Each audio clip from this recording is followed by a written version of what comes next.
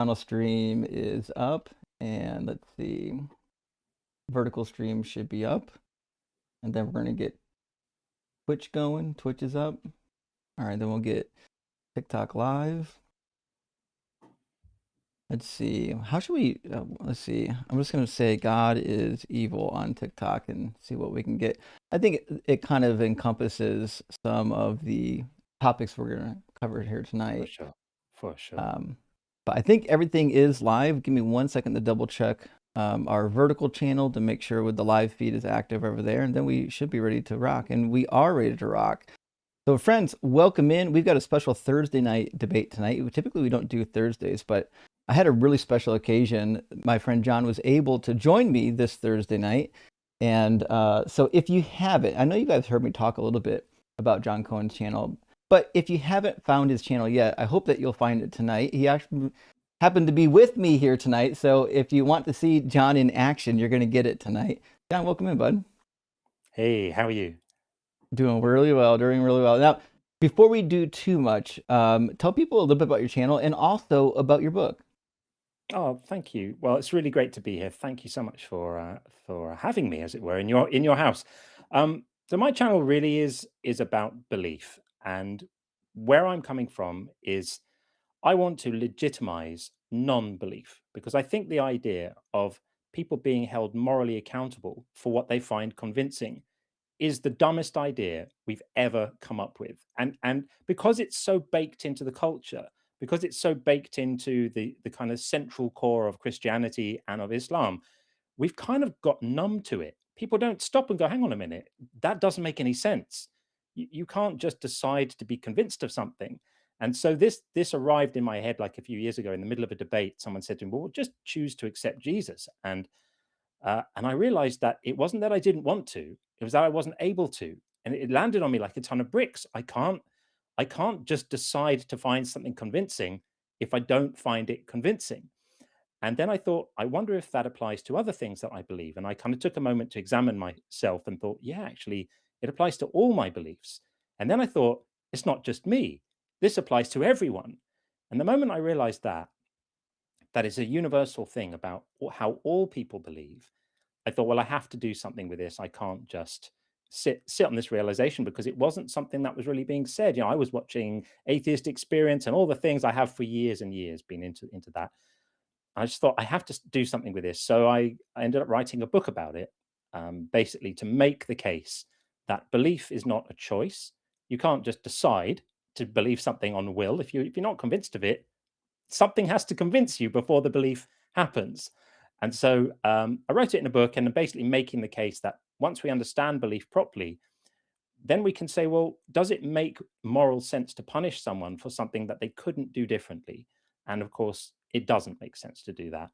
And so my book is called Unconvinced, and I thought I'm going to go online and start doing videos about it to support the book. And then actually, I realized that I love doing videos, I love doing live streams, I love engaging with people, and for me, that became more important than the book. And so now, like you, I've had watched these amazing communities build of people supporting each other through deconstruction. And really, I just want to legitimize non-belief. That's how I think about it. That's good because there's a lot of people, and you and I've both talked to quite a few where like they want to believe. You can see they're struggling. Like they're reading the Bible with us. They're talking about the topics, and you can tell that they really want to believe, but there's something in them that's like they're really they're not connecting all the dots. It doesn't always make sense to them, but they're trying so hard. And the reason, obviously, why it happens is because you can't force yourself to believe. You're either convinced or you're unconvinced. That's it. Uh, That's it. that's it. Yeah. Yeah, and I get into these wild disagreements with people where I'll just say to them, like, you can't just decide to believe something. You can try. Like, you can control elements of the process. You can decide what you want to pay attention to. You can decide what you want to read, or who you want to listen to, or who you want to hang out with, or affiliate with, or how you want to identify yourself. All of those things are within your control. But the bit that isn't in your control is when it finally comes down to it and you're paying attention to the thing you've chosen to pay attention to. The one part of the process you don't get to control is the most important part, which is whether your mind finds it convincing or not. Right. And people will fight tooth and claw to hold on to the idea that you are accountable for your beliefs, because the moral logic of religion collapses once you realize that you're not. Indeed. Also, and before we get started, if you, I don't know if you have your phone on you, if you could log in to TikTok and join up as a guest on our TikTok live stream, that'll let people know that you and I are both live here together. I And can then do that. I'll accept you in as a guest. Actually, I just wanted to give an excuse to cook you while you're up on my TikTok channel. No, just I see there, but and I'm gonna. to the So point just too, request like, in, right? yeah, just request it and I'll pop you into the box and we'll do the thing. There we go. And then Great. there we go. We should be good to go. Now people should see that you and I are live together on TikTok. But like Awesome. the being convinced part is it's so easy to ascertain because like listen, I can give you all the facts. Like for example, flat earthers. You can give flat earthers every fact imaginable about why the earth isn't flat. And they'll still be, oh, I'm not convinced. So it certainly isn't a thing that you can just decide to be convinced or not be convinced by. Sometimes people are really resistant to information, whether the information is good or not, because like they've either been primed or pre-programmed, or maybe they were burned by somebody in the past and now they'll never trust the government again.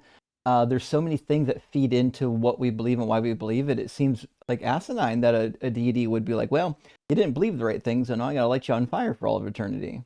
Forever. Yeah, right. And then you bring in the divine hiddenness problem of not only is this God going to light you on fire forever for not believing the right things, but they're also going to conspicuously hide every trace of themselves. You know, if a God wanted to make themselves completely invisible, this is what it would look like. So it's a complete setup, of course. The idea that this God just doesn't give anybody any signs of his or her existence, and then at the end of your life fries you for not having found them. It's ludicrous. It's pretty wild. Well, before we get too much further, friends, we are going to be doing debates tonight. If you want to call in and you're not on TikTok, use the link on the screen, tiny.cc/DZ live. If you are on TikTok, you actually don't have to use this call-in link. This call-in link is, in fact, I'll move it up here. This is really only for people watching on YouTube. If you're on TikTok, you can request up using the typical method. You don't have to do anything special. You just hit that guest request button and we'll get you into the conversation. If you're watching on YouTube, we don't need your email. We don't need your account for anything. Just use the link on the screen, tiny.cc/DZ live. It's also clickable in the description and we'll be able to get you into the conversation and we can talk about the topics on the board, or if you want to, we can talk about something that even isn't on the board. These are more or less conversation starters. They're not strict suggestions. And with that, I think we might have one guest in the box. We've got 2 super chats. Let me grab our super chats and we'll get Secure Protect in here. Cruisin, thank you for the super chat. Says igneous, metamorphic, and sedimentary. The real Holy Trinity. Doug is God. Praise his hardness. Yes, Brent, diamond hard for Doug, y'all. Diamond hard. And also from John says, John Cohen, the prime and proper Brit, eats bananas with a knife and fork. Crazy. That's Sean, who's actually my co-host on my live. Okay. Sean is a formidable mind and an absolutely amazing guy. So thank you, Sean. I do not eat bananas with a knife or fork, I assure you. That's good to know. That's good to know. Well, let's grab, I think Secure Protect was first in line, and then Interfacing Meatball was coming in after that. So let's get Secure up in here. Welcome in, Secure. Are you at least 18? I am. And I'm a security officer, been one for many years. And so, as the first thing, I would like to just ask both of you, and maybe in the chat as well, to quickly thank me for my service, for my many years being a security officer, protecting people, protecting property, protecting lives. It takes a lot of work. Yeah, we're not going to do that, but we are going to bring up Interfacing Meatball, who is a real human being and not a troll, and have a conversation. I've actually spoke with Meatball, so Meatball, welcome back. Oh, hello. Yeah, you're up, buddy. Hey, Meatball, we've talked before. I already know that you're over 18, so I won't ask you if you're over 18, but I will ask you whether or not you still believe in God. I do. Sure. And is it still the Christian God? It's God, yes. So the Christian God, but you just say God to be concise? I've looked a good bit into other religions. I think that sometimes inside of Eastern religions, we know that Asia has been like one of the most advanced countries, so I think there might be some truths inside of Hinduism or Buddhism or early on religions like that that are still structured Sure. and still practiced. But Well, I see main truth inside Christianity. I do think there are some truths in Buddhism, but we've got some suggestions on the board for conversation starters tonight. Is there one that tickles your fancy? Give me a second to finish reading them. All right. Original sin is unjust. Or original sin in is that say I don't know exactly what you're trying to say there, but I would disagree with So, that. do you, I guess I should ask, do you believe in original sin? And when we say original sin, do we agree original sin is basically this idea that all humankind is tainted by the sin of Adam and Eve? Yeah, I Sure. I agree in that. Gotcha. Okay, so we're good to go there. So I think the claim on the board is pretty clear, which is original sin is unjust. And John has done quite a bit of work on this topic. John, if you want to maybe give some bullet points on why you think this might be the case, and we can interface with Meatball here. Yeah, for sure. So I think there's a moral principle here which most people understand intuitively, which is that it's not okay to punish people who didn't do a crime for a crime that someone else did. Would you agree that that's a good thing to just to hold by?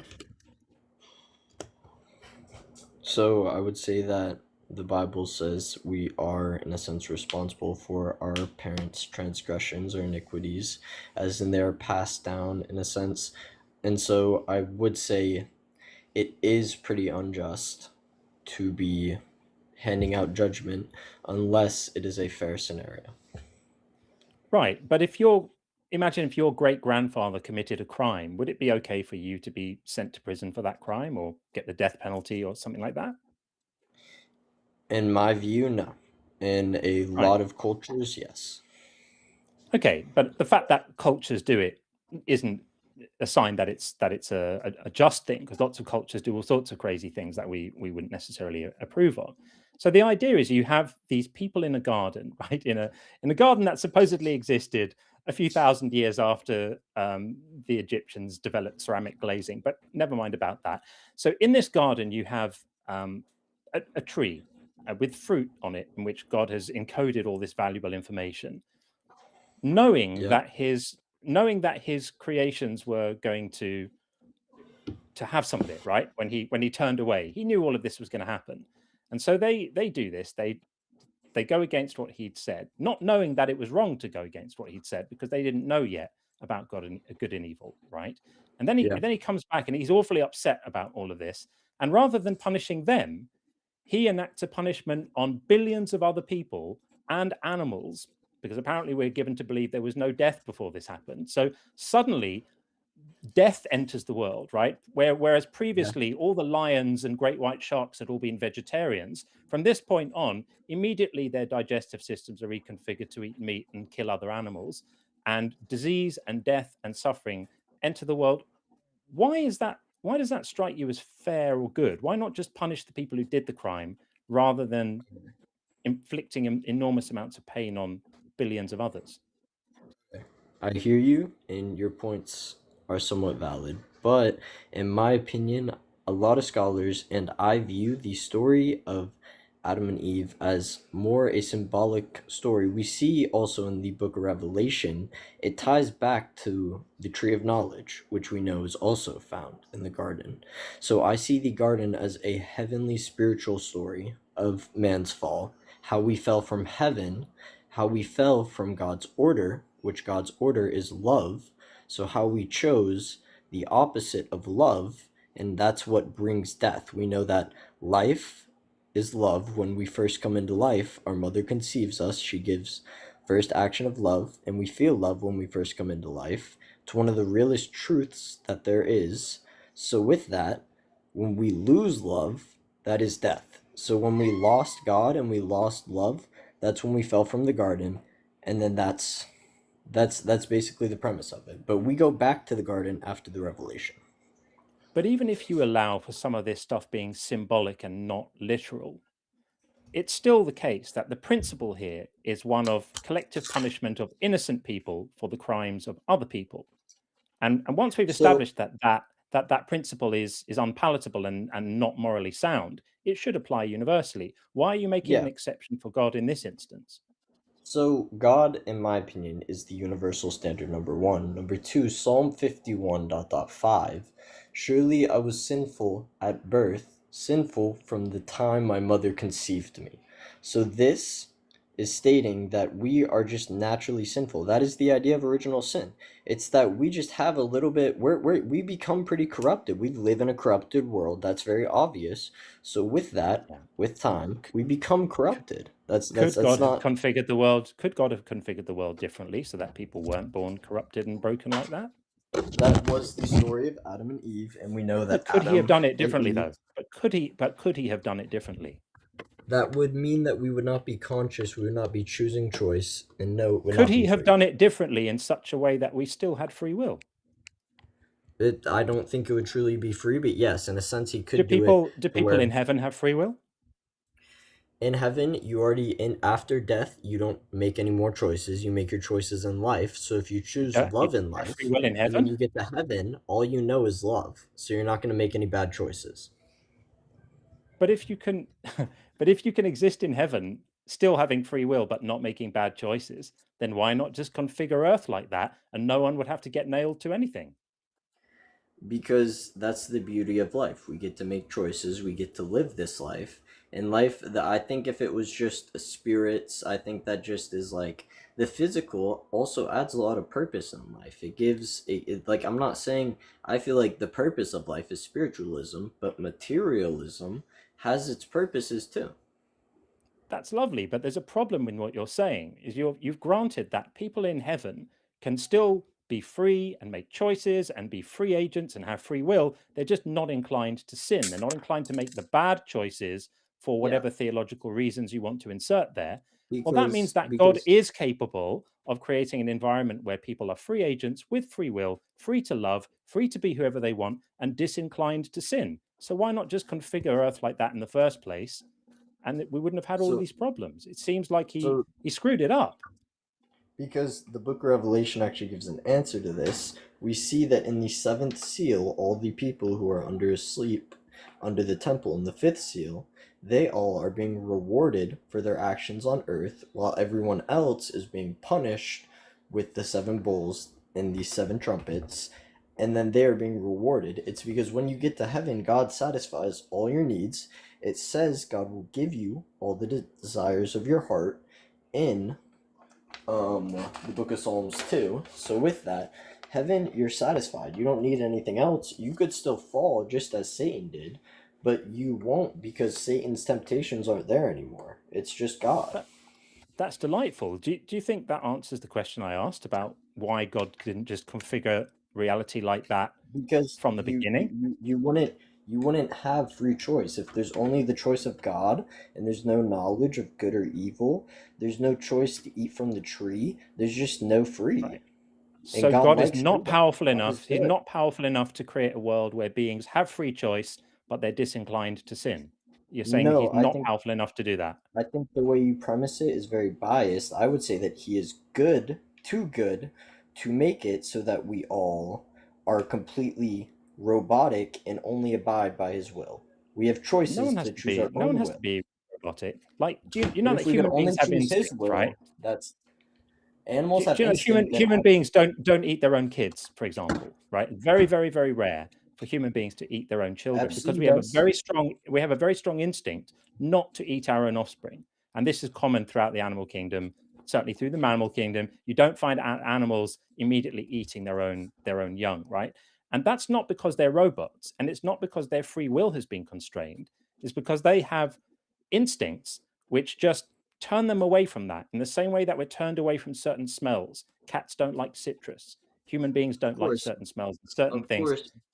God could have just made us fully equipped with a full suite of delightful free will, able to love whoever we wanted, very much not robots, but still just disinclined to sin. But he just I would chose not to do disagree. that. That's the beauty of the story of Adam and Eve. It's that we have choice, and it's that in the beauty of it, God made animals, but then God made man in his image. He made female for man, but with that, female listened to the devil, and then Adam listened to the female, and they both fell. And that ultimately led to death, and that ultimately led to the it's like it's the mystery of love. That's really the question in life, and it's like The mystery of love, or just the incoherence of that nonsense story.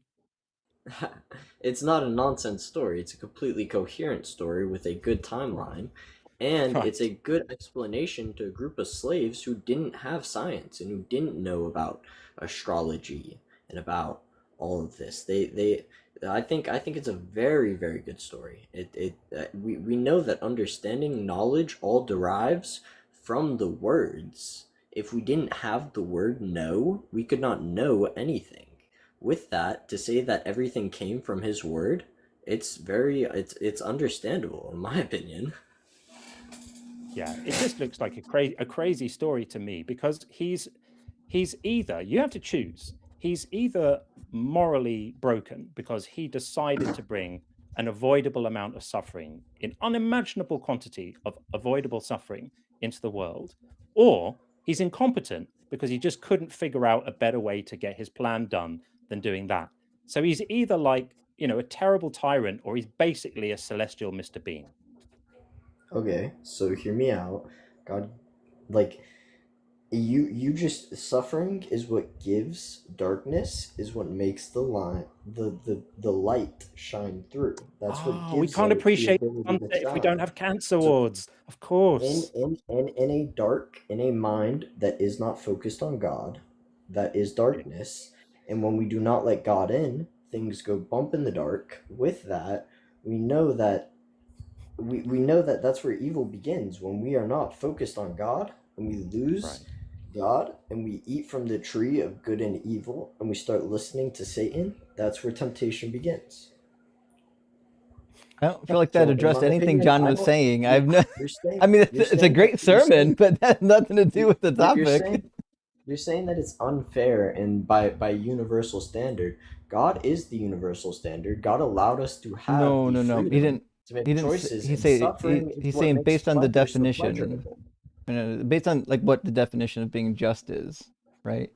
If just is the idea that a situation has fairness to it, right?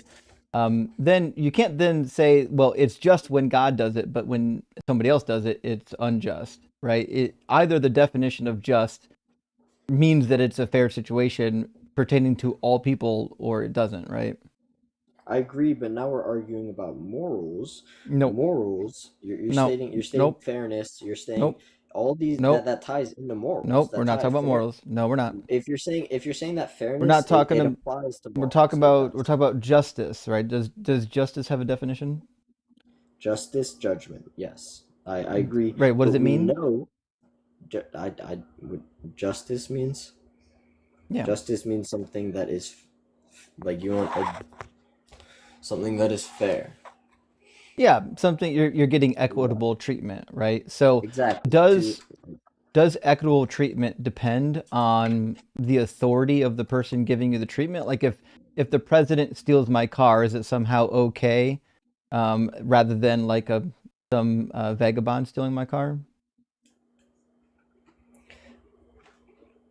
I mean, we know that if the president stole your car, he probably wouldn't get inside trouble. So But I'm asking it's though, based on the word justice, would it be just if a powerful person stole my car without just reason, like needing to, I don't know, what escape a violent mob or something?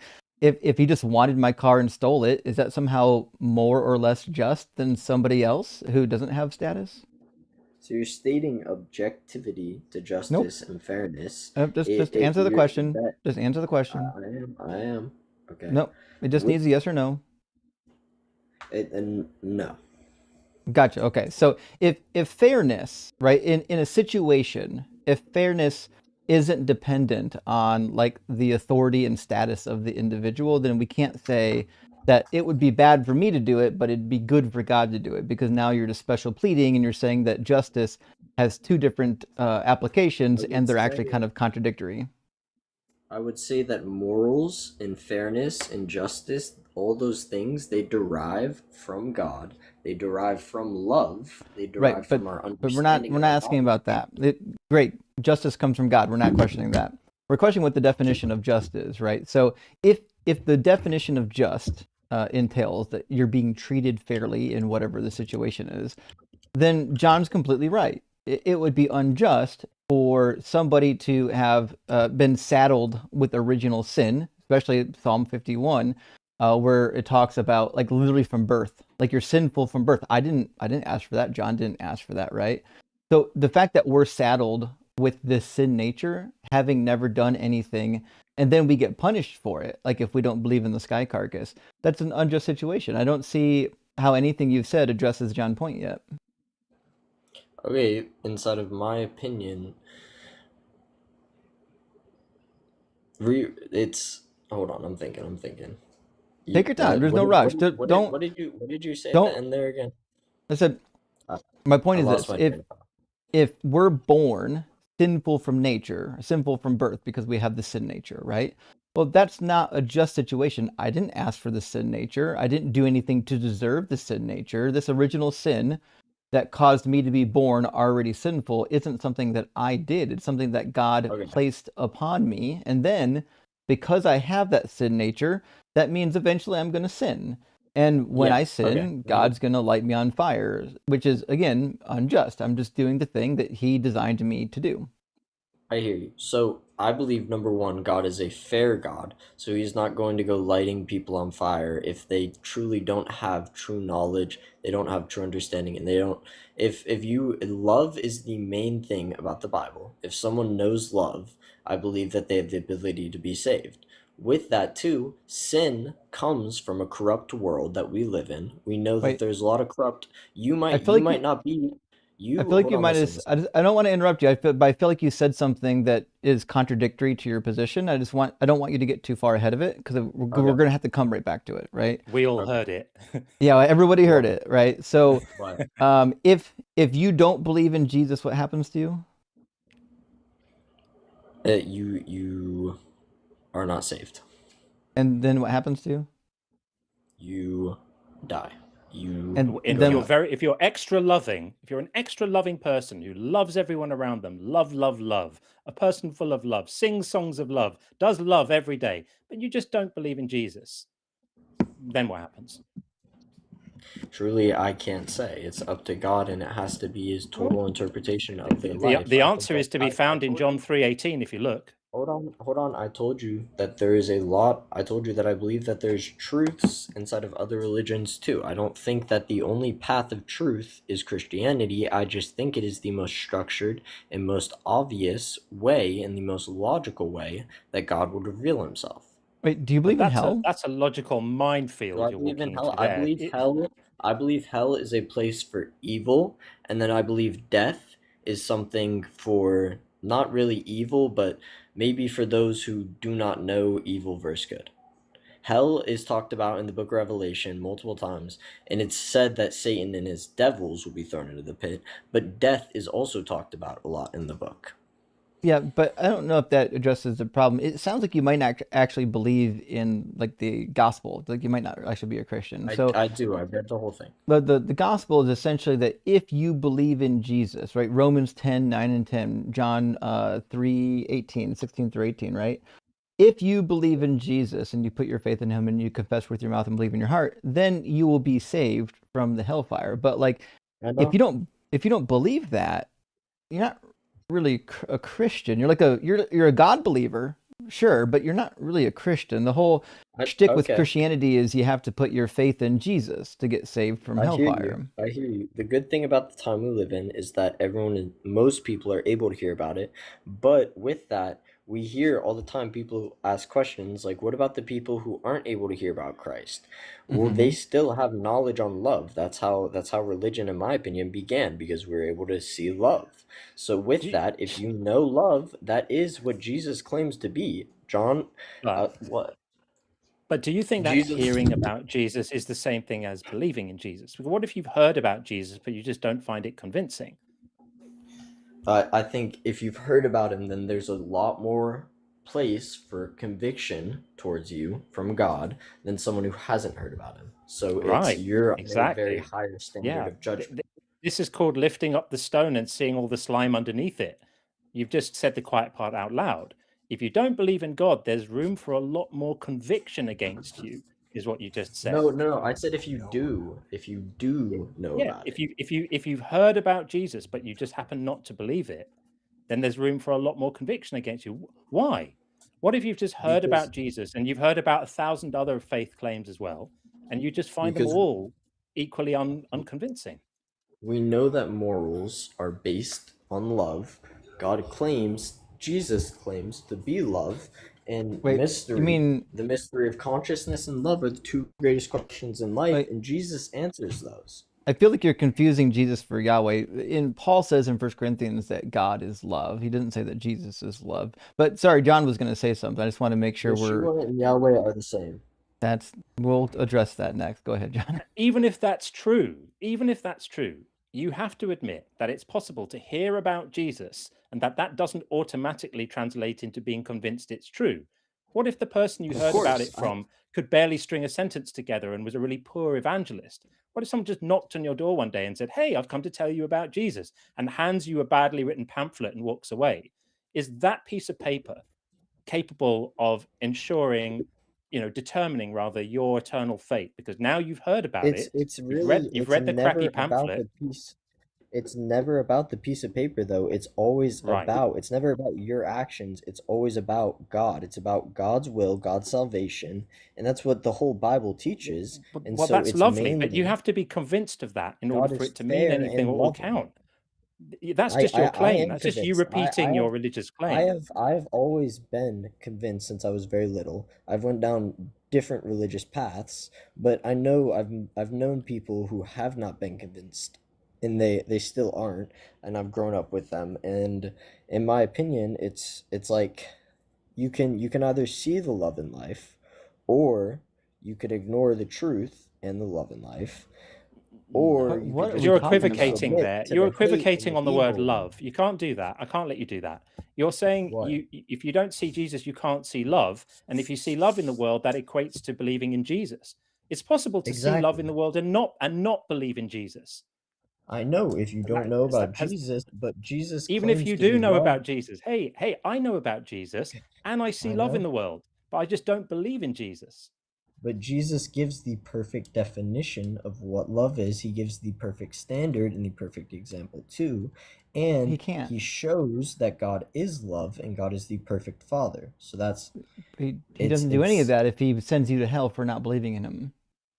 but he does, it says hell is for Satan and the devils and for evil. Okay? No, Not for everyone. and and maybe this is my fault for not reading the passage sooner, and for assuming that Christians have read the passages. That's on me. I can put it on the screen for you, and we'll read it together, and then you can 21:8. tell me. Yeah, Matthew 25 is where I was going right quick. Right. And we can talk about, hey, whether or not human beings are going to this hell place that the demons and angels are going to, right? So in I know Matthew that some humans 25, are.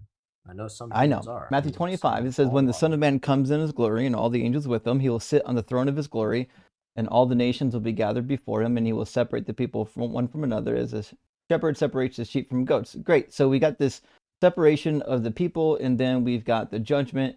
Then in verse 41, it says, he will say to those on his left hand, you who are accursed, depart from me into the eternal fire prepared for the devil and his angels. So it doesn't really matter who the fire was prepared for. Jesus is going to send you there. Like the origination of If you it's not follow really the all that devil, relevant. yeah, I agree. If you follow the devil and you don't follow God, you don't So follow not love, you believing don't something follow is following the truth. devil.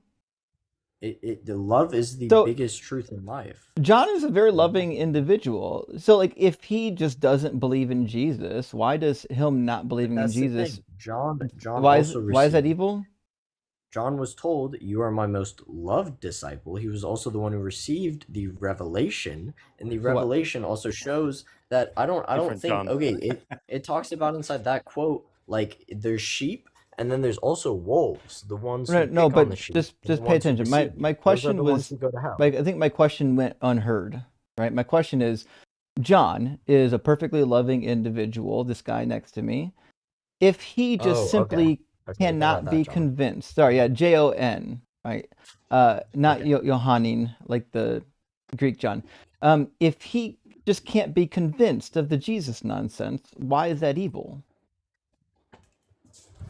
It's not evil, but he's also not sacrificing to a objective moral sense of good or evil. With So that, he is putting himself at the subjective center of the world, but I think what the world's a what lot is more that? objective. What is the objective center or the subjective center of the world? Listen, John is doing the same stuff you're He's doing. putting himself at John's that. loving his family. He's taking care of his friends. He's doing all the same thing Christians are I doing. know, What and I don't is think that's believing in a mythology have to do with being a good person? because it's not a mythology. Number one, it is a truth book. It is the Well, biggest truth. that's not true. It And you know that spiritual interfacing Meatball. You and I have I already had two disagree. different I feel like discussions, everyone knows and I God showed is you true. all the lies in the Remember, book already, so you should know better. I've debated tons of people about these lies. The chewing cud and stupid stuff like the mustard seed not being the smallest I seed. didn't say It's anything about stupid. mustard seeds. It's I know, but all that's stupid because number I one, agree he's the usually mustard talking seed some the symbolic mustard seed talk, issue is stupid. That's why I don't use it. and same with the chewing cud because No, other that's not people. stupid because rock badgers don't chew cud. Aristotle wrote that rabbits chewed cud too. It was a normal I didn't thing say for anything beasts about to rabbits. I do. said rock badgers. And it doesn't matter Okay, if Aristotle wrote it. In fact, people wrote that rabbits chewed cud even in the medieval period. And the reasons And why they so wrote about the rabbits whole chewing book of cud even into Genesis, the medieval period is because it looked like they were chewing cud, but they weren't actually chewing cud. It just had a similar mouth motion. And the same thing with the rock badger. But the difference is that the rock badger simply did not chew cud, nor does it re-chew its own feces. It doesn't the fall whole into either of those categories. And the book Aristotle of is not Genesis, universally the book of is not Genesis does universally not credited literally for having state out designed rock badgers. the book of Genesis does not literally state out how the universe was designed. That's Instead, Leviticus. it gives a simple interpretation of how the world was created. It gives Where does audio go? for a simple people from a simple time to understand. The Bible is not a science book, it is a spiritual book. It is not meant to have truth in fact, it's meant to have truth in faith. That is, truth is found in faith, in love, I got him. all the time inside of relationships. If you don't have trust in a So relationship, interfacing, I didn't hear anything you just said because I what? accidentally hit my my silent key on my keyboard when I was typing. Can you restate that? We Okay. left off on rock badgers, which, to be fair, I didn't bring up. You brought up. Yeah, I know. Okay, the Bible is not a book of facts. It is not a science book. It is But a truth book based in is it spiritualism true when and it says that belief. rock badgers chew cud? It's not a science book. No, But it is is it not. true? It's not true. Is it true that God is love? Okay, so Yes. if well, that's not true either. We can touch on that in a second. The reality is, if the Bible just says something that's untrue, no matter what the untrue thing is, then we can't just then say the Bible is a book of truth. You can say there's some true things in the Bible, and I would agree with you. I think there are some true things in the Bible, but you can't just then universally say that the Bible is true when there are things in it that we know are not true. I personally have been to the hospital twice and medically been deceased twice, So and have I've I. went through death. And the So have first I. time, I can tell you, it's scary, and you It do is. meet God, and God is Nope. real. And Didn't meet God. it's more. I twice in the hospital. It's happened more than that. I'm sure it has. It happens to all kinds of people, but it doesn't happen to everybody. Of course. If it was Of universal course. experience, it would happen to everybody. This is your It's mind more. playing It tricks was. on you because Everyone that's has what their own minds subjective do when experiences, it's and grasping that's not true. at I the went to the edge of hospital life. twice, and And the heart machine Meatball, stopped it sounds twice. like you're having trouble 40 staying on times. topic, which Yeah, is we've which is really what we need drifted to. away from where we were, and it's a shame because we were talking about something really important, Meatball. It would be good if we could just clarify this. We were talking about whether it makes moral sense to punish someone purely for not being convinced of something. Now, you might be convinced of it. I grant that. You look at the Bible and you see a book of truths and you see all these wonderful, profound loving truths in this book. That's great. Hooray for you. I look at the Bible and I just see something else. I see a book of myths. I see a book that has some beautiful poetry in it and some absolutely disgusting moral preachments that anyone should be ashamed to hold under their arm. It's full of Lots of brutality, people misogyny, that side with the violence, Bible. indiscriminate killing, collective punishment, and horrific moral logic. But even if that were not the case, even if it was beautiful all the way through and morally perfect, I just don't find it convincing. I can try, Okay, but I just don't. so Right? So if I okay, don't so find it convincing, what am I supposed to do about it? If I don't find it convincing, and if believing it is the only path to not being set on fire, what would be your advice to someone who just doesn't find it convincing? just find God, get right with God, Well, find your that's very purpose, easy to find your say. spirit, That's very find easy your to say, but soul, there are people who've find been trying to yourself. do that for 40 or 50 years. Okay. Like, you Right? can't, Meatball, if John said to you, if you don't believe in the tooth fairy, you're going to go to tooth fairy hell, and you certainly don't want that because you'll be in tooth fairy hell for eternity with no teeth and nothing to eat but corn on the cob.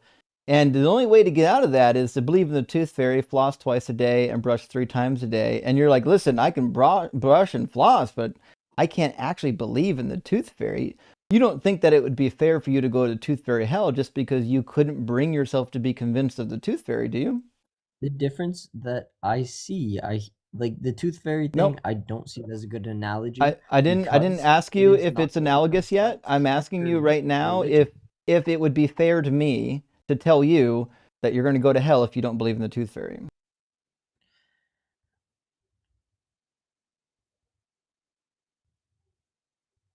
If you see that as your subjective view and you see that as fair, I'm then yeah, asking you there if it's fair. If in my is it opinion, no. fair? In my opinion, no. If In you my opinion, no. Great, we agree. In all of our opinion, no, because there's no actual evidence for the tooth fairy.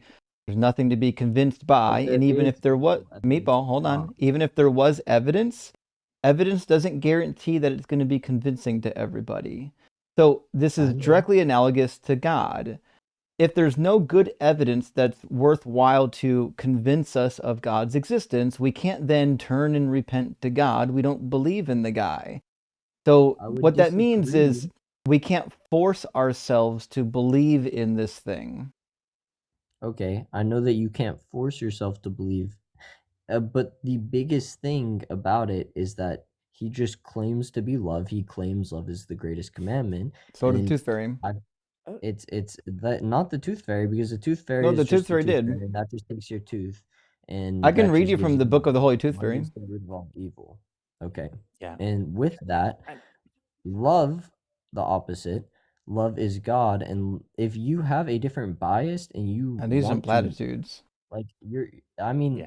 it's Yeah, like this is not answering. This is not dealing with the there is core issue evidence. at There is all, which is that you evidence for cannot God. There is command not yourself to fact find for something God, convincing. but truth is not always found in fact.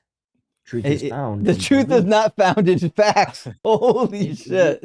In all of your You heard it here. relationships, you have to Yeah. trust and find truth in your That's partner crazy. by trusting them. I and believe then in that's trusting what your leads partner. to I know love. partners exist, though. Okay, That's and amazing. You said a cannot always whole see your truckload of partner. words that It's had no so much meaning. deeper with God. So Because you the can't problem see you God have is like, 24/7. listen, John right now is my partner on the stream. I know John exists.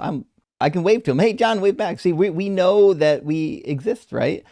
God isn't our partner. God is hiding somewhere. God has not given us any reason to believe that he exists. So God's not our partner. He's just a boogeyman hiding I would somewhere. disagree. I don't think God is hidden. I think God Then is what's very the evidence? What's clear the and evidence that God's real visible. then? The Bible, all religions. Oh no. The That can't be it. Turin. We could go into a bunch of evidence. But do we I notice what just don't happened care to here? debate Forgive me for evidence, because interjecting I've here, but do you know what debated just it. If happened? you have a different What just happened is bias, we you just just wanna shifted. Hang on, debate. stop for a moment, people. We just shifted from a conversation about whether belief is voluntary and whether belief can be activated on command, like a light switch being turned on. We shifted from that to Exactly.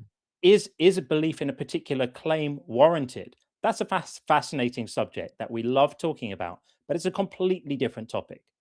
The fact is, you are convinced by this evidence. We grant that.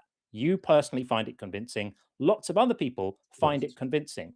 That's fantastic for all of you. Mhm. But for Justin and for me and for billions of other people who just don't find it convincing, the reality is that as things stand right now, we're not convinced. That's the only fact you need to Okay. take on board. That fact has nothing to And do with in whether my you think it opinion, should I be would convincing. disagree. You just need to hear that it isn't. Okay, I would disagree. 90% of scientists believe inside some form of spiritualism. Only 10% of scientists inside of It's the irrelevant. US That's are irrelevant. strictly atheist. Okay, That's so a irrelevant. What's he majority of the talking world about? is not atheist. It's Spiritualism is a big part completely. of the world, and it's It, believed in by a lot of people, No one and it cares. but does, this it's real. is If completely you guys irrelevant don't to want the to believe point. in it, okay, No, that's cool. You guys it's can have completely your own irrelevant to the point. interpretation of life. That's the beauty of it. I think you got triggered because I said billions or millions or something. I could have said 100 and the point would have remained. Let's just agree that there are some number of people. There are some people who just aren't convinced by the same things that you are. Do you grant that? I do, and I understand why. I've been inside that position. Okay. Okay, good. Okay, so having granted that, do you understand that for someone in that position, we can't just suddenly decide to start finding things convincing that we don't find convincing? Do you grant that? Okay, 2 years ago, I talked to Justin. I was completely different. I did not know as much. I was not as knowledgeable, and I was a completely different person. Now I've grown a lot inside of my faith and inside my beliefs, and with that, it was all stemmed from my word and from believing that I could. If I just, if I Buddy, that said that doesn't I answer believed the in Christ question. and I Meatball, prayed this is and I going to be a genuinely painful gave my conversation faith, if you it can't was actually just pay it. attention to the questions that are being I'm asked. answering it. Like, I'm answering it. you're not answering a question. It required a yes or a no, right? Yes. So if Or- you asked me, did you brush your teeth today? And then I gave you a paragraph answer that didn't include a yes or no, I didn't answer the question. Okay. So Okay. all we need Okay. is a yes or no to John's question. Yes, you can believe in something by just your word. By That's not just what he your Just asked. mindset. deciding to. So this is the crux Yes. of the issue. Yes. So If your you decide to contention, believe in something, your contention is that you can just activate being persuaded by something just by wanting to. Do you realize what a ridiculous position that is? that is true. Okay, well then The let's people test it right believe- now. What I'd like you to do now is decide to stop believing in God right now. I would Just rather decide. not. I've been down that route, and I did not find it fun. But you've made a claim, so evidence it for us. So I'd like you to now sincerely stop believing in God. You can start again I in a would few like- minutes, but right if- now, just okay. decide to stop believing. Okay, Have you then done that? I don't think that I could. I don't think that I genuinely could. I've Right, always because grown up with you're the knowledge of realizing that God. you're realizing that you can't, Always. because that isn't how belief works. Belief is the condition of being persuaded that something's true or likely true. It's not I something don't that can be agree with that the can be Catholic or turned on and off. Orthodox Church. Okay, What and I the- grew up inside the Catholic Church. What are you and That's a talking wild- about? That's a wild I pivot. went What agnostic. planet I are went you on right agnostic now? Can because you I was answer what butthurt John's because talking about? of- No one's asking about because of religion, your I got background with the butthurt. Catholic Church. I'm just saying, it's like if you guys have a different bias, then I could not convince you. Of Meatball, it's anything not a because bias. Your beliefs are different. Your beliefs are different. So I think I've had enough time up here. I think they all should bring up a different guest. Genuinely, like my Well, beliefs, I believe in fair God, and you enough. cannot change that. I've been that way since a little kid. So you can't force yourself to not believe. That's just It So- does say in the exactly what we're Bible talking that about. God's chosen That's So it. thanks for freedom. demonstrating the validity of the Have claim. a You can't blessed force night. yourself to God believe bless something everyone. or not believe something. Exactly. Belief you is said it. based in yourself. Reality is based in yourself. Everything is based inside consciousness. End of the day, I hope you guys have a great night. Yeah, have a good one, bud. Well, that was something. He got there in the end. He got there in the end. It He was did come beautiful. full circle. It was poetry. I believe in this and I can't not believe it. That's the whole point. Yeah, like it's weird that he would spend 5-10 minutes trying to deny that the validity of your claim, only to affirm it in the end by accident. Right. Yeah, that happens quite a lot. Yeah. Well, friends, we happen to have an empty guest box so far. The night is still young. I'm going to read some super chats. If y'all have questions for John, send them up. Super chat some questions to him. This is his first time getting to stream with me. I'm really excited to have him. If this is your first time seeing John, please visit the links in the description of the video. Check out his book, Unconvinced. And thanks for being here, friends. Let me get a super chat from our friend Helping Mega Deconstruct. Says, I can't believe I can have my favorite two creators on the same stream. Let's barbecue, rock hard for Doug, Simply Wet for Sharon, and Horrors for Life. Who does love Puff the Magic Dragon? Listen, he lives by the sea, and he's a friend of me. So Puff did more than Jesus ever could. And AR8, thank you for the super chat, says, oh, hell yeah, Justin and John, two of my faves. I knew this would be a crowd pleaser. I'm happy that this is working out, friends. And Shishi says, so excited about this duo. Well, thank you, Shishi. Why do so many people enjoy being manipulated? Mega religion, conspiracy theories, etc. It's so sad and dumb. It seems they actually like being taken advantage of. That is the case. Or maybe they've grown accustomed to the idea of like, well, there's nothing they could do about it. This is just the course of events, and we just have to sit back and take it. That certainly is something that happens. Also, I would point out, as we're going through some super chats waiting for the guests to populate, I put John's YouTube channel in the link in the description, so make sure you drop by his YouTube channel and drop him a follow if you're not already following. And Tim says, Justin is fiery and John is cool as ice. This will be steamy. I like what you did there, Tim. And yes, actually, I believe that is the case. And Chip says, thanks. Justin and John together at last. Can't wait for this twin barbecue. Let's fucking go. And I would say this, when I shave a little bit and like lose like 15 pounds, we do start to coalesce into a similar looking white person. Yeah, when I put the poster up, I put a little poster up on my YouTube to kind of trail the thing, and a couple of people said, yeah, like your hair's different colors, but apart from that, you basically look very similar. So that's a compliment. I'm happy with that. It's not bad at all. Not bad at all. And Amin Rod, thank you for the super chat. Says, seeing John and Justin on the same live is worth $20. Better than paying for a movie. Listen, I love to hear that, Amin. Amin or Amin. You'll have to correct me, but I do enjoy a good movie every now and then, but I agree. I think this is a lot more fun. And Not the Bible, Jason, great to see you tonight. Says, finally proof, a meatball in the cult ready. Read the book of the cult, that an authority of early cult assigned a name from original cult to an anonymous person of the cult who wrote cult leader said, I am love. Welp, case closed. Yeah, that was a pretty good. Was that an AI summation of the last call? I think it was. Not the Bible Jason does a pretty good job of putting the conversation into shorts for us. And Chodicus, thank you for the super chat, says, and what I'm frightened of is that they call it God's love. Yeah. Like, we didn't get a chance to talk about like the biblical form of love as it's laid out, but maybe we'll get the chance tonight while we're live still. Design, my friend, good to see you, says, I'm dying for a prompt.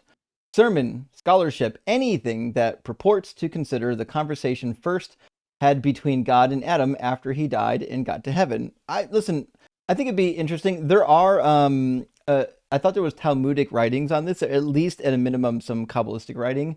I can definitely check into that if someone sends me a message to remind me. There's a lot of like Adam and Eve, like Jewish pseudepigraphic text out there. Maybe even check the Charlesworth edition of the Jewish pseudepigraphic text. It's a 2-volume series. There should be some stuff in there. And Zen, good to see you tonight. Zen, thank you for the $20 super chat. Says, my greatest guru, how wonderful to see you and John together. Still love and appreciate you. Double dose of learning. Looking forward to Santa delivering me a copy of your book in 2026. Well, since you're here, get a copy of John's book, Unconvinced. There's a link to his website, and you should be able to get the book in the bio. I do recommend it. And last super chat for now from Daddy Todd says, a celestial Mr. Bean is the name of my new band. I mean, I think it does work, doesn't it? All right, I think next in line is in our YouTube queue, and it looks like it's going to be, well, someone with a slightly inappropriate name. We'll see if this is going to be a serious person or not. Let's grab in Gub and hopefully have an appropriate conversation. I love you. Oh, I didn't hear you. I didn't hear you because you were really, really loud, and I had to mute you for a second so I can get your volume equalized. Hello? Is this better? Yeah, I can hear you. I just wanted to say I love you guys. I watch you both all the time. Have a good day. Cheers, buddy. Thank you. Thanks for watching. Okay, well, hey, listen, we got some fans out there, and thanks for if you're out here and you're a fan, thank you for being a fan. We can only do what we do because of the audience members like you who share and like and support our streams. So let's get our next guest in here. It looks like the guest is named My Mom. So hopefully he's referring to his mom and not my mom. I guess we'll find out. How you doing, my mother? Hi, how's it going, guys? I love both of you guys. I watch you guys all the time. It's insane how much I've watched. I just wanted to come on, say hi real quick. That was really it. Certainly appreciate it. Thank you for that. Thanks Big a lot. W. Thanks. And I just wanted to say one thing I hear you guys talk about, but I never seen anybody like really go into it, which like part of that morality debate, which is like there's no morality without God. But literally the book says good people don't go to heaven, saved people do, which literally tells you you can be a good person without even believing in them. I just that is the strikes me as case. crazy. My pastor used to say that the road to hell is paved with good intentions, which is a horrific thing to think that you could have good intentions, you could be trying your best to do the right thing, and in the end, like, well, I guess you made the wrong decision. You didn't believe the right thing. I got to torture you forever now. Kind of a crazy thing to believe in. Horrific. Yeah, absolutely. Yeah, you guys go over so many things, and I actually found John through you, Justin, from watching so many of your lives. And let me tell you, I love watching you, Justin, because you like knocked it out of the park for me. I had a religious background, grew up Christian, going to church like 3 times a week. Absolute madness. Been on deconstruction for like a good maybe 5 years now, but I was still kind of in that area of believing in some type of a God. But now, especially after I watched John, that knocked it out. I couldn't. Yeah. The fact that you cannot choose your beliefs, that settled it. Yeah, it's pretty wild. Good for you. Well, good for you. Best of luck to you. Thanks for dropping in. Thanks for watching and supporting the channel. Always. Yeah, I'll be watching, guys. Thanks. Cheers. Thanks, man. Friends, we love our audience, but we do have to politely ask not to bombard our guest box with friendlies. We are looking for people to debate. Everyone here is looking for a lively discussion. If we run out of things to talk about, we do have super chats we can go through, and I might hit a couple of super chats here in a minute. We do have one guest in the guest box, not Meek and Mild, who I'm showing is a friend of ours. Or at least a friend of mine. Let me see if this is a friendly or an opposition. Let's see. Maybe. They might be opposition. So let me grab our next guest, not Meek and Mild, and then we'll read a couple of super chats after that. Again, if you have questions for John, show them into the super chats. We'll read them. He'll answer them. And then actually, when we get through that, I have a question for John that he may or may not be expecting, but I think it'll be a treat for everybody. All right, so let's grab Meek and Mild. Well, technically not Meek and Mild. Yeah. How you doing, not Meek? Hi, how are you? I'm doing well. Thank you for asking. Should be what do you prefer to be called? You can call me Nora. Nora. All right, Nora. Can you turn your? It sounds like you've got like a speakerphone on and it's super loud and it's feeding. Is that better? Is that better? Yeah, it should be better. So that when you turn it up too loud, it feeds back into your microphone and it creates some weird stuff, but it should be good now. So, not Meek and Mild. Are you at least 18? And is there some kind of a God that you believe in? Yes, and yes. Okay. And which kind of a God do you believe in? So, I would call myself a Christian, or I have for almost 20 years. And I've been watching you for quite a while. We're friends. I saw that. Actually. Yeah. Yeah. I've been wanting to talk to you for a long time. I don't think this is like the best time, so it's kind of weird that I'm coming up now. I wish I was more well rested or something. But I actually also went to a Christian evangelical seminary, and I had to learn Greek and Hebrew, and I did all the, the stuff that you did. A real seminary, not like a fake one. Not like I won't say what. like Pensacola Christian College or Peter No. Ruckman Basement Church. No, a real one. I'm only not going to disclose it just because I try to keep my anonymity, but it is a real seminary. Right. If you Google, it's in the top 10 or 20, of the seminary. So anyway, I believe you. But I was not raised Christian, actually. I was raised by like really smart atheists. And so I'm a critical thinker, and I always have been. But so I think when I first, as I've listened to you, I've been like, oh, I want to debate this passage, and all of the, a year, maybe even more than a year, I've been listening to you. And other deconstructionists, be flattered or not, you're the only one I still listen to. I don't like most of them. I like you. I don't like most of them because a lot of them are just, I don't know, rude. Yeah, they're rude. But you're respectable and respectful of people. And I mean, you get snarky sometimes, but it's reasonable, your snark. So anyway, I wanted to come up with a more fresh mind to debate scripture and the Hebrew and the Greek, but today that's not where I'm at. I wanted to talk to you about, so I went on a journey through scripture, having the kind of education that I'm sure you have a similar education about, you study the context, the literary, historical context, et cetera, et cetera. And then, to know what the meaning is, right, of the words. So I decided to go on a journey because I was challenged by my life circumstances, based on them being terrible for quite a while, thinking, gosh, how can this be real, right? The loving God and all of that. And also just, especially it was like domestic violence and misogyny and patriarchy and all this stuff. That's my platform stuff. So I went through and I was like, okay, I'm going to see if God really is a misogynist, patriarchal, terrible God. And if so, I'm leaving. So I decided I was going to go through all the scriptures that were about women, about grape, around all the good stuff, right, that we hear about. And I'm sure all of them from the deconstruction world. And if I find that God is truly a horrible, patriarchal, misogynistic prick, pardon my language, then I'm out, And what I found is that and I'm not going to get into it now, so I'll come back later because I'm too tired for this.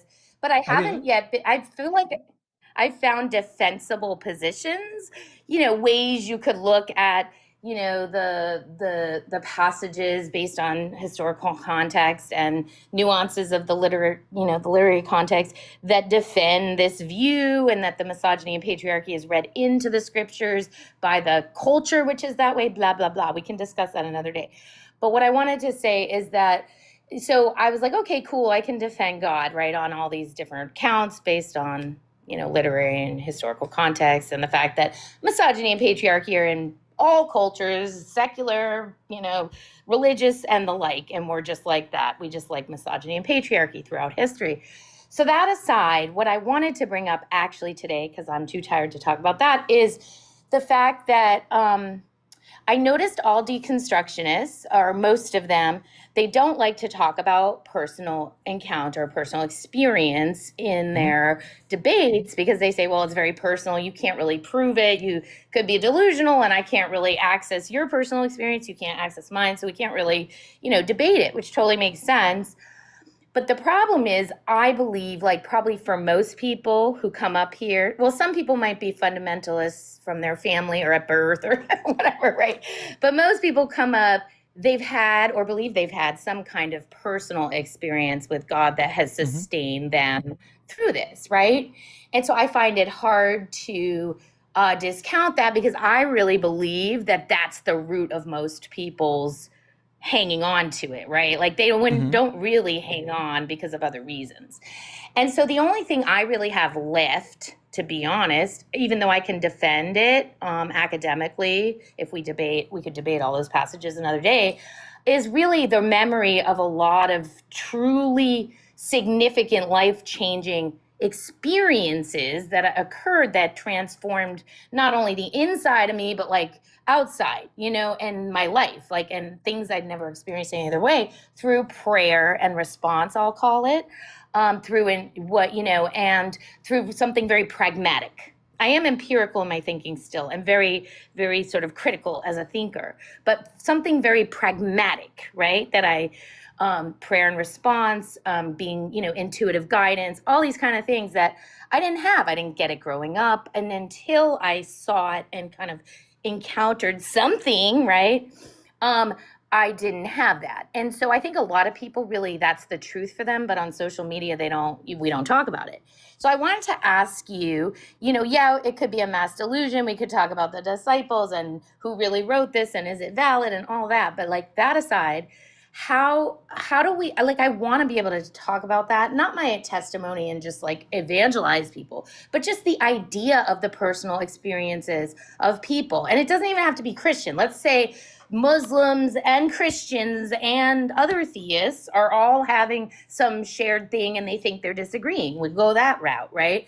But why, how do we, I don't know. I think it seems very real, right? And especially if there's positive fruits, because it was positive for me. Let's be real. Not Christians, let's be real there too. Not the church, not fundamentalists, because I've never really fit in there. But just that theistic kind of like that prayer and response life that involves a lot more in seeking of that and what feels like response, not just seeking, but prayer and response life has been a better life than the one I had before. Although now it's, my life has sucked for a while, so it's easy to question. So I guess I'm just asking you like about that and your take on that when really smart people, because I'm no dummy and I know a lot of smart people in academia who are theists, right? All have this. They're not all brainwashed at birth. They didn't all grow up in the Midwest, so no offense if you grew up in the Midwest. I'm just saying, like, how do you explain kind of like that piece of it? So I don't know what John's answer would be. Mine's pretty short and concise. I rejected personal experience as evidence a long time ago, even when I was a Christian. And one of the reasons was when I was a young Christian, I personally felt like that my experiences and the experiences of my friends were evidence that the religion was true. And so I used to do like, back when like before like social media, you get in chat rooms and forums and talk to people from around the world. And I used to go to the religious chat rooms and I would talk to Muslims and people of other faiths. I was just curious, like, why do you believe? Because I had a religion teacher that kind of suggested, like, one of the reasons why this is so convincing to you is because you grew up with it. But when you look at what we believe, it's about as ridiculous as any other religion, right? And she was just trying to be very pragmatic. And it made me think, like, well, I don't know, maybe these other people, maybe I have good reason to believe it, even though it sounds ridiculous because of my experiences and other people's experiences. So I just started talking to people of other faiths about why they believed. Turned out a lot of them, like you said, believe because of their own personal experiences. I heard healing stories, miracle car crash stories, all kinds of stuff, near-death experiences. And so the thing that I realized was like, listen, if personal experience is evidence that your God is real, then it could really only ever mean that all of the gods are real, because everybody I talked to in all these religions had personal experience, or it could mean that none of the personal experience is actually relevant. And so I stopped using it as a talking point even when I was still a Christian. So that's why I personally don't use it. I know some other people have different reasons. John, what would you say? Yeah, I would add that there tends to be a lot of focus on whether or not people have had these experiences. And I think that's actually taking our eye off the ball. The issue isn't whether or not people have had them, because people have mystical and transcendental experiences across all sorts of faiths and all sorts of cultures, and always have. The question is the question is whether our interpretation of those experiences is valid and whether it's the right one, and whether we are too quick to rush from I had an experience to I know how to explain the experience I had and it's this. And that, I think, is where the disconnect often happens. So we know that, it's possible to have all sorts of experiences when you're in a heightened emotional state, or when you're vulnerable, or when there's all sorts of conditions you might be in where it's possible to have life-changing, powerful, profound experiences. The question is why do we rush to interpret those only one way, when actually there's a spectrum of different ways to interpret such an experience, and all the other competing explanatory hypotheses for those experiences are all ignored or swept off the table, in my view, prematurely. That's where I think the problem lies often. Yeah, so two things. Number one, I'll just say both and you can respond. But number one is, what if the differences between those belief systems themselves are less important than what's similar? That's one question. So in other words, if it's like that fundamentalist view, it's like, well, my God is right, or my like narrow kind of flat view of what it is correct. If it's not that, if it's just theism, we'll stay with theism. If it's just some kind of God, right, that is, maybe they misunderstand each other, maybe that's less important. Let's imagine that. So that's one thing. And then the second thing is, I'm not talking about a one-time experience. I'm talking about maybe it's a trajectory of life transformation that others can see as well, by the way. I'm not, like a person praying and responding and moving in new directions and acting in different ways and having a better character and things like that over a period of years. And what if it's like whole communities of that, right? So we're not talking about like, oh, one day I fell out of my bed and I saw God, Sure, but more of like, but that falls. Sorry, Nora, but that falls to the same. That's okay. It's exactly the same problem I identified. So it's undisputed that people's lives can be completely turned around by devotional practice, by being part of a community that perhaps they weren't before. All of these changes can happen. You're essentially making a utility argument for the truth of religious claims. And there's a problem with that. That is a slightly fallacious reasoning, because we can all grant that people can have transformative experiences as a result of their devotional practice and being part of a community. That's absolutely fine. What you can't do is say, because somebody's life changed profoundly, because once they started praying and started doing this stuff and started being part of a community, that their life changed dramatically, it must be because magic is real, or spirits are real, or there is a God, or anything like that. You can't make that jump until you've ruled out other explanations, which might be things like, we know that it is extremely life-changing to feel part of something. We know that it's extremely life-changing to the extent of actually affecting your physical health, to feel part of a group of people, to have the support of a community where perhaps you didn't have it before, to feel validated, to feel a sense of purpose. All of these things they're not minor, they're huge, and they can transform a life, but they're just psychology. They're just how human minds and human bodies, which are connected to their minds, respond to changes essentially in their environment. Yeah, except if it's not all about the community. Like, I know in my personal experience and others too, I don't really fit into any particular religious community too well, or any community for that matter. I'm a bit of an oddball, right? So I don't really fit in at any church very well, and I know a lot of people like that. So it's more about walking around day to day and having different kinds of thoughts through prayer and response, at making different choices. It's a more personal than just community. Yeah. So there how are would people you whose explain that? lives are changed. But there are people whose lives are changed when they start meditating. So just taking half an hour a day to be in your mind, in the moment, not distracted by thoughts, not engaging with lots of inputs, that can have a profoundly transformative effect on people's day-to-day life. So we know that these things happen. And the point I'm making is just, we shouldn't be too quick to rush from, I had this experience, or this set of experiences, or these changes in my life, to therefore I know how to correctly interpret these experiences or changes. Yeah, so you're saying it's more reasonable though to say that, millions or billions or however many theists out there have these experiences. They may be different from one another and they may have misunderstandings, but you're saying it's more reasonable to think that they're all wrong about what's happening and it's something else than to just actually think that what they believe is happening is happening. It's more like, it's more reasonable to think they're all wrong. Okay, why? I'm just saying that we shouldn't rush to just assume that there's only one way of interpreting those experiences. That's what I'm saying. Yeah, no, I don't think anyone should rush to do anything. I mean, I certainly don't rush to interpret anything. I'm very slow. Years it take, of learning and growing. But Yeah, I guess that's kind of my thing that I wanted to bring up, because I think people bring it up, but they tend to bring it up more as like, well, all these people can't be wrong, and then it becomes this sort of apologetic, back and forth, superficial thing. But I just really think that, I mean, utility does matter, right? That's an interesting. I'm not saying you. I think you said, oh, it's a utility argument for belief. I wouldn't reduce it to exactly that, because I'm not like, I agree with you guys based on what the last guest or the one before, where you said I can't will myself to believe something. That is compelling and true. I can't either, right? Nobody can will themselves to believe anything. But it is, if you think empirically, and I don't mean like putting something under a microscope, but in the more generic concept of empiricism. Okay, I try something and it works.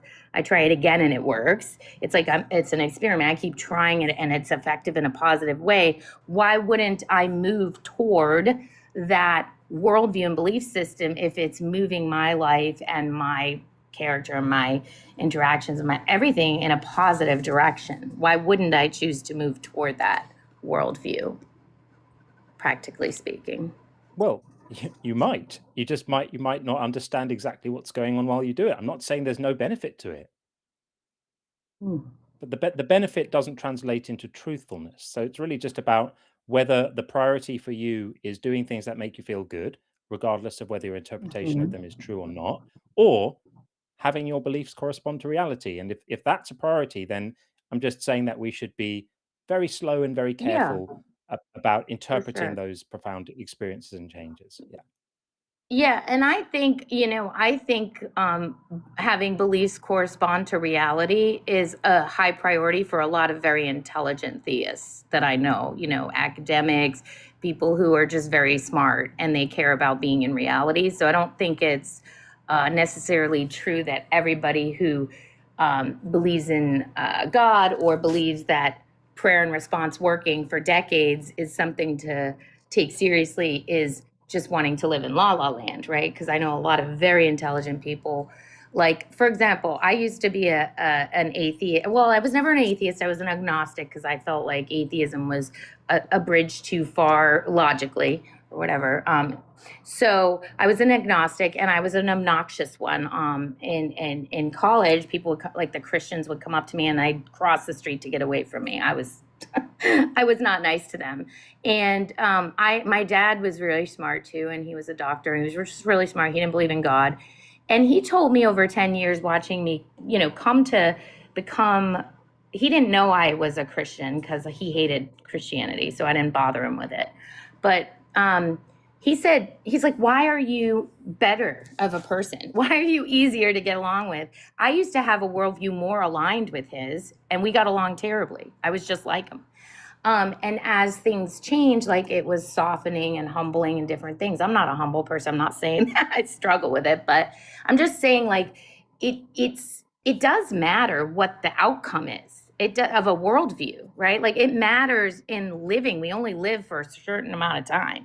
That our worldview correspond to how we live and how we treat people, and the outcome should be part of what we decide to move toward in our Well, belief I don't system, think we disagree, right? but I think the problem with saying, Yeah, well, it worked for me. I think the problem with that is yeah, it doesn't work for others.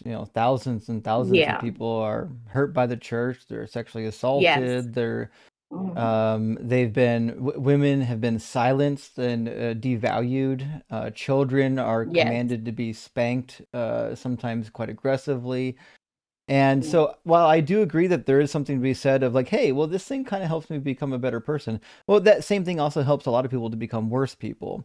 So if that's the case, I'm not really sure that it provides the value that we're looking for, in that it might be true that I can cook maybe a pretty mean breakfast of sausage gravy and biscuits, but if every time I cook the potatoes that go with it, I fuck it up and I actually put cyanide in it, probably shouldn't eat. Yeah. No, you make a good point, and I think, is it possible to differentiate between fundamentalism and other things? Yeah. Because I do agree with you that fundamentalism is problematic, like of But any kind. But I don't Yeah. know how you separate that from the religion, right? Because anyone who becomes part of the religion and they start reading the book, there's not a good reason to not become fundamentalist. Certainly not one you can find. Certainly not one you can find in the text. Yeah, so that's the conversation we can have another day, more in the morning time if you want, about different texts. But in that maybe I end up, not believing. I don't know, but so far I haven't felt forced to abandon based on the text. I think the church is a great argument against Christianity and the way people act in the church. So I agree with you there. And fundamentalism is a great argument too, if you look at how it plays out, because I don't agree with it. But I don't think Jesus was actually a fundamentalist in the way he lived, and the things he did not really mimic what the church is doing and the way they treat people. So I don't think that, sort of disproves any of the, the historical claims or Jesus himself or certain, but. If we're not going to get into that debate today, I guess it's probably better to end there before we start that discussion. But please come back anytime you want to. More than happy to go into the Bible, and we can discuss the validity of some of these stories. But it sounds like you're on a journey like all the rest of us are. So best of luck on your journey, and keep in touch. Thank you. Okay, take care. Bye. Have a good one. I do enjoy getting to talk to people who have graduated from either like Bible college or seminary, because I find most of the ones that I talk to are no longer fundamentalists, and they've gone super progressive and liberal because they've seen the problems, and they're like, okay, I see the problems. How can I still remain in the faith? And this is something you might not realize, that this is something that gets talked about a lot in Bible college and seminary. In fact, I had a professor that I'd say would go unnamed, that actually participated in a collective book where multiple professors wrote, and it was called Why I Still Believe, if I remember correctly, or I Still Believe. And the kind of idea is like, despite my learning, here's why I still believe. And you'd find a whole variable list of answers. But within all those people who contributed to the book, you also would find that a lot of them are kind of agnostic or liberal, or it's very difficult to remain fundamentalists after getting a good, proper education. Yeah, and the fact that a book like that exists amongst people who have made it their business to learn about the Bible at a deep level tells you something. That's a data point in itself, right? Because if becoming better acquainted with the Bible and the Hebrew and the original text and the context made everyone more of a believer, then that would kind of make some kind of sense. But the fact that the higher your level of education in this area, the harder it is to maintain the belief tells you something. Right. Yes. And for anyone who's interested in the book, it's an interesting book. It's called I Still Believe. Leading Bible Scholars Share Their Stories of Faith and Scholarship. And I bought it way back in the day when it first came out. I thought it was an interesting read, and some of you might find it interesting as well. I've got two guests waiting to get in. If I recorded them correctly on the way in, it looks like Recipe is next, and then after that is going to be Buckaroni. And we do have some super chats as well. So let me read a handful of super chats, and then we're going to get Recipe in here, and then we'll get Buckaroni right after that. While I'm doing this, friends, make sure you click on the description of this live stream and follow John's YouTube and TikTok channels if you're using those platforms. And Tim, hey, thanks for the follow-up super chat. It says, Buddhists. See, you know what I'm talking about here. A religion that will go down in the annals of history. They think they're deep, but some think they're full of chakra. Fantastic. But thank you, Tim. I appreciate somebody catching my play on words at the beginning of the stream. And Lancelot Cockblocker of Galahad, good to see you, says, how dare you mock that caller? Rent a cops. Keep food court safe. May Doug rain down blessings on him. John, love your clips and love that accent. Rock hard for Justin and John. Big W, Lancelot. Thank you so much. And Tim, with another one, says, opinions are like buttholes. Everyone has one. Most of them stink, and mine itches. Tim's fire. He never stops. It's like a force of nature. Tim, all I have to say is love you, but wash your hands thoroughly. And Mixtress, good to see you, says, random question, who is the devil for Doug the Rock?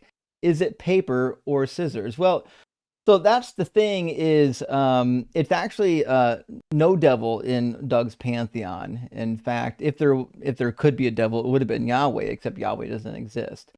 So Doug is just the grounding of all grounding. Nothing can actually hold a candle to Doug, and in fact, a paper won't cut it either. Got to remember, rocks are paperweights. If anyone, that's the paper rock scissors game was malformed because it was created by Yahweh. He was jealous of the rock. But actually, the rock goes on the paper in real life because paper is weak as shit. Just a stiff breeze and it's gone. So The rock always wins. every single time. Dusk Frame, thank you for the super chat. Says, so excited, two of my favorite deconstruction streamers together. We only need 3 more to make a Voltron. Listen, maybe one day we'll do a trio on the channel. I don't know who our third would be, but I'd be down for it. Active Fool says, definitely. John and Justin. Truly, this chef pairing will create a scent of roast flesh pleasing unto the Lord. Rock hard for Doug. Thank you, Ekta. Listen, we're going to try. And also, come in at it again. Tim, our friend, thank you so much. As he made the rule, believe or burn. He decides who believes. True. That's what the book of John says. He didn't choose me. That's true also, but I burn. How is that fair? Well, Tim, you already know the answer. Not fair, right? Jesus says that only he who is called by the Father can come to him. That means if the Father didn't call you, you're done. And he calls who he wills, according to Romans chapter 9. It's not by will or exertion, but by the mercy of God. And Side says, it blows my mind. These Christians just make up their own rules for the Bible. But to be fair, if you do believe in the religion and you recognize that the Bible is like slightly problematic, you might be inclined to try to move some stuff around rather than giving it up. I think we see that in most religions, to be fair. Like, it's dear to you. You don't want to give it up. So what do? You kind of go in and negotiate with the text a little bit. Tracy, good to see you, friend. Thank you for the $10 super that says, may the power of Doug and Puff give you both strength. Well, listen, I don't know anything about Puff the Magic Dragon. He's with us tonight, and we're going to have some strength to fly. Maybe even chase some dragons tonight. Guitar Atheist, thank you for the super chat. Says, it doesn't take the fear of heaven or hell to make me love humanity. True. Christianity doesn't work without Armageddon. So for your religion to stand, it has to be World War III. And, we make this point quite a bit. We can be good just on the merits of wanting to be good. Whereas Christians, a lot of Christians are being so-called good because, well, God's going to punish me if I'm not, which I don't know if that makes you a good person if you're merely doing it to escape the hellfire. And Dylan, thank you for the vote of confidence. And the super chat says, you two are a power duo. Love to see it and hope to see more. Well, thank you for that, Dylan. Super appreciate it. And also, Mike is with us tonight. Thank you so much for the $20 super chat. It says, what a fantastic duo. Great to see John and Justin cooking together. And we are just as excited, friends, as you are. So we've got a lot more conversations coming up. I'm going to reserve some super chats for as we get further in conversations so that we don't deplete our guests by reading on the super chats. Any super chat doesn't get read between guests, we will get at the end of the stream. So don't worry. We're going to definitely read all of your chats, friends. Let's get Recipe in here from the TikTok queue, and then we'll grab Buckaroni after that. Recipe, are you driving? Yeah, I'm pulling up. I'm gonna stop in a second. Awesome. So my question is about a subject, but something usually talk about is ascension from John 3:13. Ascension? You mean like Jesus' ascension? Ascending? Yeah, you mean say, the contradiction? You mean no one has ascended Yeah. into heaven except for the one who descended from heaven? Yeah. Yeah. So I've seen that the Wait, apologetic Recipe, for that. are you a Christian? No. Oh, well, we're just looking for debates, my friend. Well, it's okay, no problem. I'll call back another time. All right, I got a Q&A scheduled for the 19th. Drop on by. Okay, 19th, got it. Cheers. Well, we got some people in our YouTube queue. Let me switch over to the YouTube queue, and hopefully we'll be able to get some discussion going.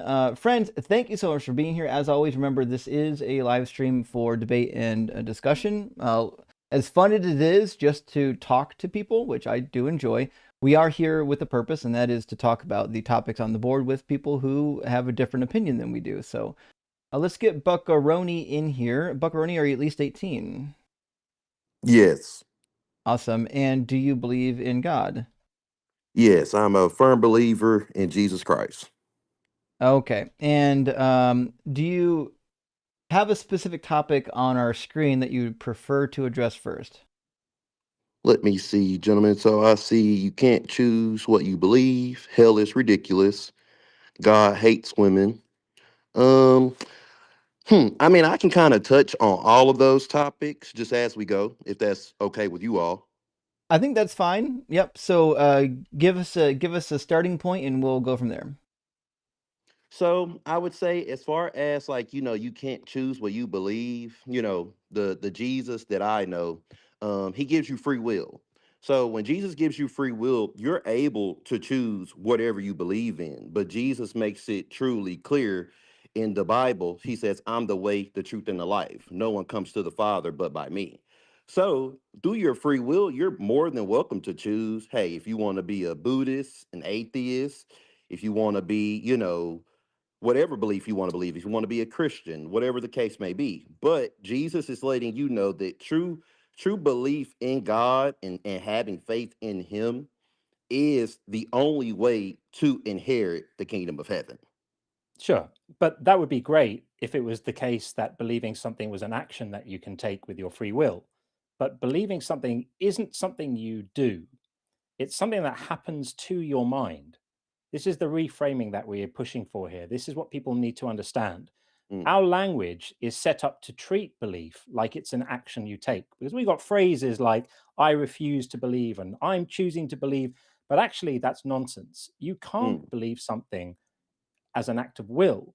Belief can mm, only happen to you once your mind has become persuaded of something. And if mm, your mind isn't persuaded, then belief is off the table. It's as impossible as flapping your arms and flying. mm. And that's why that is a problem. That's why belief based salvation doctrine is morally problematic, because it pretends that belief is a choice that you can use your free will to do, but that's not true. Okay. And so like and I heard you when you said that. So pretty much you're saying like you have to be persuaded in order to believe in something. So, for my case, I'm like I said, firm believer in Jesus Christ. I Yeah. do understand that Jesus is God. So I would have to be, in other words, persuaded in order to believe that. You don't have any choice about Mm, that belief, because you are currently convinced that Jesus is God. So in the moment that you became convinced of that, belief happened to you and there was nothing you could do about it. You didn't mm, choose to believe, you just found the arguments you'd heard or the evidence you'd heard, or the whatever experiences led you to the point of believing that Jesus is God, led to a point where you were convinced that it was true. And once that conviction happened, whether it was instantly, in a moment, or over time, it can happen in lots of different ways, then the belief happened to you and that's it. But if, mm. for someone who isn't convinced of that, can you see how belief is impossible? I mean, I could understand that, if somebody, is just struggling with, their belief, or like I saw the young gentleman, he got on here and he was just saying some things of the nature like, I was going to church 3 days a week, and no disrespect to him. I mean, I understand, everybody falls short of the glory of God. I haven't been such a great person as well in my life, but that's why Jesus did come to die for the sins of the world so that we all can be redeemed. But like he got on the channel and he was just saying, I went to church so many days throughout the week. And he says that, good people, may not inherit the kingdom of heaven. And there's scripture in the word, like I said, and I rehearse the scripture, or I repeat the scripture by what it says. Sometimes I don't, get the title quite right, or the book, but it says that, belief doesn't come by it doesn't come by works or by what you do, or you being saved doesn't come by works, lest any man should boast. In other words, if you go and you're doing all these wonderful works, and you're like, okay, God, I'm doing all these wonderful works, hey, I'm a good person, Belief comes by true submission and understanding that Jesus Christ is Lord, that Jesus Christ did die for your sins. Yeah, but that's What circular because you can't do that submission and reach that understanding without the belief. So you can't make the condition for the belief already believing, right? You can see that that's a problem, right? I mean, I can understand how that's a problem and you can't make that condition already believing. But, like, for instance, you said you have to be convinced. If God Himself is able to show you He's real, then Right. why wouldn't you believe in God? Well, you touched on it. Is God able to do that? Is God able to provide A- evidence right now? Absolutely. Yes, Right now, absolutely. hang on. I haven't finished my question yet. Okay, go ahead. Yes, sir. Yes, Is sir. God able to provide evidence right now that would convince Justin and convince me that he's real? Absolutely. Amen. Okay, has he done that? Hey, that is totally up to you two gentlemen. No, If no, no, God, no. That's just a yes or no. He either has or he hasn't. Has he done that? I mean, based off of what you're debating with me on, I would say no. Right. So right now, it's God's will that Justin and I are atheists, correct? I don't believe that's God's will. God's will is He came to the world so that everybody can Wait, be wait, wait, wait, saved, wait, wait, so wait. including you Don't and preach, Justin. don't preach, don't preach, don't preach. Let's I just thought it was a follow on debate. from. No, I no, thought it no. was a debate. It's a discussion, but we don't want to just veer off into preaching. So we're trying Okay, to develop an understood. argument here. So you've agreed that God could provide the evidence that would make us convinced of His existence, and you've Yes. agreed that He hasn't done that. So it follows from that that He's happy with the current state of affairs, doesn't it? Because if He wanted it to be different, it would be different, right?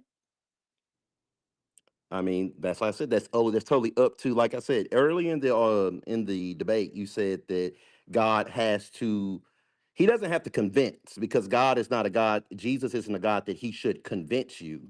God has Well, already laid the foundation and went to the cross in yeah. this world so that we all can believe. We're not So talking if about what you He has to do. We're talking about what He what He has has done. done, What what He He has done, has right? done. So you Yes, agree He went that to the cross.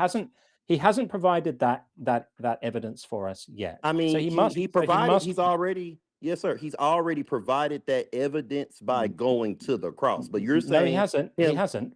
Because but you remember, you've already agreed that he hasn't provided that evidence. The evidence, that evidence of him apparently going to the cross might have convinced you and might have convinced No, lots of other people, but it hasn't convinced me, hasn't convinced Justin, hasn't convinced many of the people listening to this right now. So it must be the case that God wants us currently to not be convinced if he hey, exists. if you don't have the Holy Spirit dwelling in you because you refuse the Holy Spirit, I think I heard one gentleman. I don't know if he was you or Mr. Justin said that you all used to be a believer, and that can be known as apostasy, where somebody used to believe in God and has decided to go away from the faith. We know what apostasy means, but Okay, understood. it still remains the case that as you have granted that God could have made us convinced by providing the same evidence or the same level of evidence that's convinced lots of other people. He would know exactly what evidence would convince me or would convince Justin or would convince any non-believer, and he hasn't provided it, because if he had, we'd be theists, right? We'd be believers.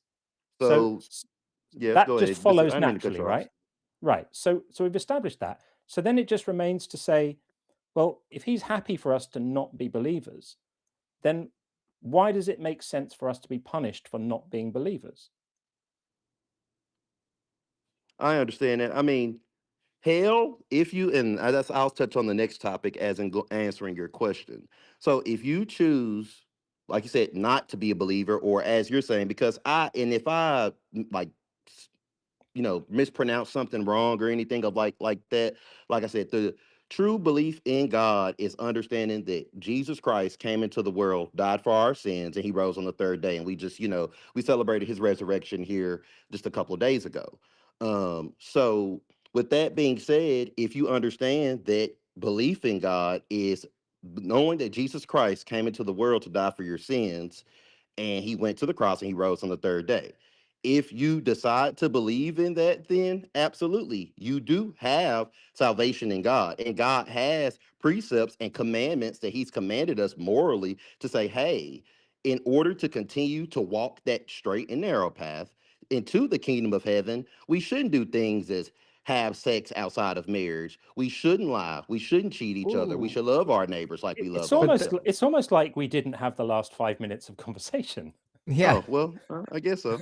Okay, I guess so. Well, Because I thought we'd done quite well to establish that no, belief yeah, isn't no, a choice. we've done You quite well. agreed Like with I said, that. I mean, I Yeah. just feel like you said, it's a debate, so I understand you're going to have your set of beliefs, and I'll have mine. I think Yeah, that's but just you should. where Well, we're getting. but the problem is you seem to agree with us. You established at some point that you can't control what you believe, and then you went on to say, well, if you Oh choose no. to Well, believe, can I reiterate? Let, but let you me let but you don't me get let you don't me. get to choose what you believe. You're either You convinced or you're not. absolutely do. And if I like I said, mispronounce something to where you don't like, if I chose to believe that 2 + 2 = 5, knowing that it's wrong, but I said 2 + 2 = 5, and I You choose can't. in You can't do anybody, that. You can't you do that. okay. So how can you deny the existence of God being a No, Homo no, sapien? no, hang on. You can't do that. You can't choose to believe something knowing it's wrong. That's a contradiction. That cannot be true. You're getting Absolutely. confused. You're getting confused between I'm not confused. believing something, which is something that happens internally in your own mind, and saying something, which is an action you take outside of your own mind. So you're conflating the two. So you can, if you know that 2 and 2 doesn't equal 5, you can say it. You can say the words 2 and 2 = 5, but saying it is not the same as being genuinely, honestly, profoundly, internally convinced that it's true. It's a miles away from that, miles away. And so I say that understanding that, like you said, 2 + 2 obviously isn't 5, right? It's 4. So Right. if you understand that through biblical scholarship, through several countries throughout the world, being, I mean, with Western philosophy here in America was founded with biblical understanding. You have the nation of Africa, South America, things of that nature, where people understand, and it's been just left in biblical text. You have the Dead Sea What Scrolls, what you is know. what are you? You're saying words, but I don't know what the point of them are. What's happening right now? What do the Dead Sea Because Scrolls do for the argument? I mean, the Dead Sea Scrolls, like you said, okay, so if I said that 2 + 2 = 5, but I know that's completely wrong. So then you all say, well, and like I said, no disrespect to what you believe. Like I said, Jesus called me to love all. So I'm just here to defend him. So when you go and you say, okay, well, if you have to be convinced, God showed me proof. Jesus showed me proof that he was real, whether Well, it's through we don't dreams. have proof. Why don't you have proof? Do you not seek Well, that proof, or do that's you up just to deny that proof? well, there is no proof. So, like, I was a Christian for 20 years, and I studied the Bible professionally, and it turned out that there's no good proof. In fact, the Bible, if it's proof of anything, it's that it's a man-made book that's full of bad history, lies, contradictions, and failed predictions. So, if that's what I have to go by, if my belief is formed on reading this book, I have no choice but to believe that this Jesus character is a goon that's been dead for 2,000 years. That's it. Jesus was a goon. Yeah. Well, how was Jesus a goon? Because he invented an entire doctrine around what you believe. Even if you talk to a modern Jew today, or you interrogate an ancient Jew, they're not going to tell you that people are merely going to suffer eternally in hellfire because they didn't believe in their God. That's not really a Jewish position. This New Testament concept that was made up by Jesus is goonish. That, hey, I'm going to contradict what this guy said in this other book, this Hebrew Bible. I'm going to contradict everything in it. But if you don't believe in me, I got to roast you. Understood. You see the problem? So, like, I understand for you, it feels like you have evidence, but the most convincing evidence for a lot of Christians, I find, is the reason I don't believe. I wanted to believe. I tried to believe. I believed for a long time. But the deeper I dug, I became to the point where I couldn't believe it because it wasn't good evidence. Same way, like, if you grew up Islamic and you started seriously studying the Quran and you started realizing, hey, there's stuff in the Quran that doesn't make sense. Well, it might be the case that you grew up believing and you had a strong affinity to the religion. But once you discover that the Quran just isn't correct, like, you can't stay in the faith, right? You can't choose to continue being a Muslim, right? Give me 1 second, gentlemen. I think do you all hear me? I can hear you. Okay. Yeah. I think your connection lapsed Okay, for just a brief I moment. apologize. Yeah. It lapsed for a brief moment. I heard like a little static. I think it was my phone charger, maybe like making heard you. I mean, hop off like that. Well, I mean, we can all hear you right now. Can you hear Are we us? back? Okay, awesome. Yes, sir. Like I said, I heard you. So, like I said, believer for 20 years. And like I said, the more that you dug, like I said, as far as your belief, the Bible is a man-made book. And as you continue to dig into, you realize that how, God wasn't real. So, or isn't real, and that's your belief. And I understand that. Like I say, everybody's entitled to what, as he says, what they've been convinced is true. Right, Mr. John? Yeah, I mean, it's not about what people are entitled to. It's more about the fact that what you believe is inevitable based on what has convinced you. So if you've had a life where you've had exposure to ideas and experiences that have caused you to become a believer, then you have no choice about that. You've been convinced of that. That's what your belief is going to be. The belief train Mm, is pulling into the station whether you want it or not. You can't stop it. Similarly, if you've had a life where, for whatever reason, your experiences and mental processes have led you to a point where you just find yourself unconvinced about it, then belief is impossible. It's impossible. I've never been a believer, and mm, it's not possible for me to believe in Jesus or God because I'm just not mm, convinced it's true. So mm. can you see how that then creates a moral problem? If I, a God I is going under to if a God is going to punish me for that, why? Why is that valid? Why does it make sense to punish someone because of what they found convincing? Because right now, I can be truthful about my non-belief, or I can lie and be dishonest about it. What do you think God would prefer me to do? and God would rather you come to Him in truth and say, Father, I'm struggling to understand who you are, how you I created me, and things of I that could do nature. So, that. yes, I could do that, absolutely. but I'd feel like I was role playing. I'd feel like I was And talking to the wall. yes, sir, absolutely. And I understand that. So if you don't want to be somebody that you say, okay, hey, well, I choose not to believe that there is a God or Jesus Well, Christ is He God, didn't notice what choose then happened it. that would there. be totally up to you. He didn't Notice what choose it. happened there. You said if you You, choose to be someone, if you choose to say, I don't believe, there's no choice.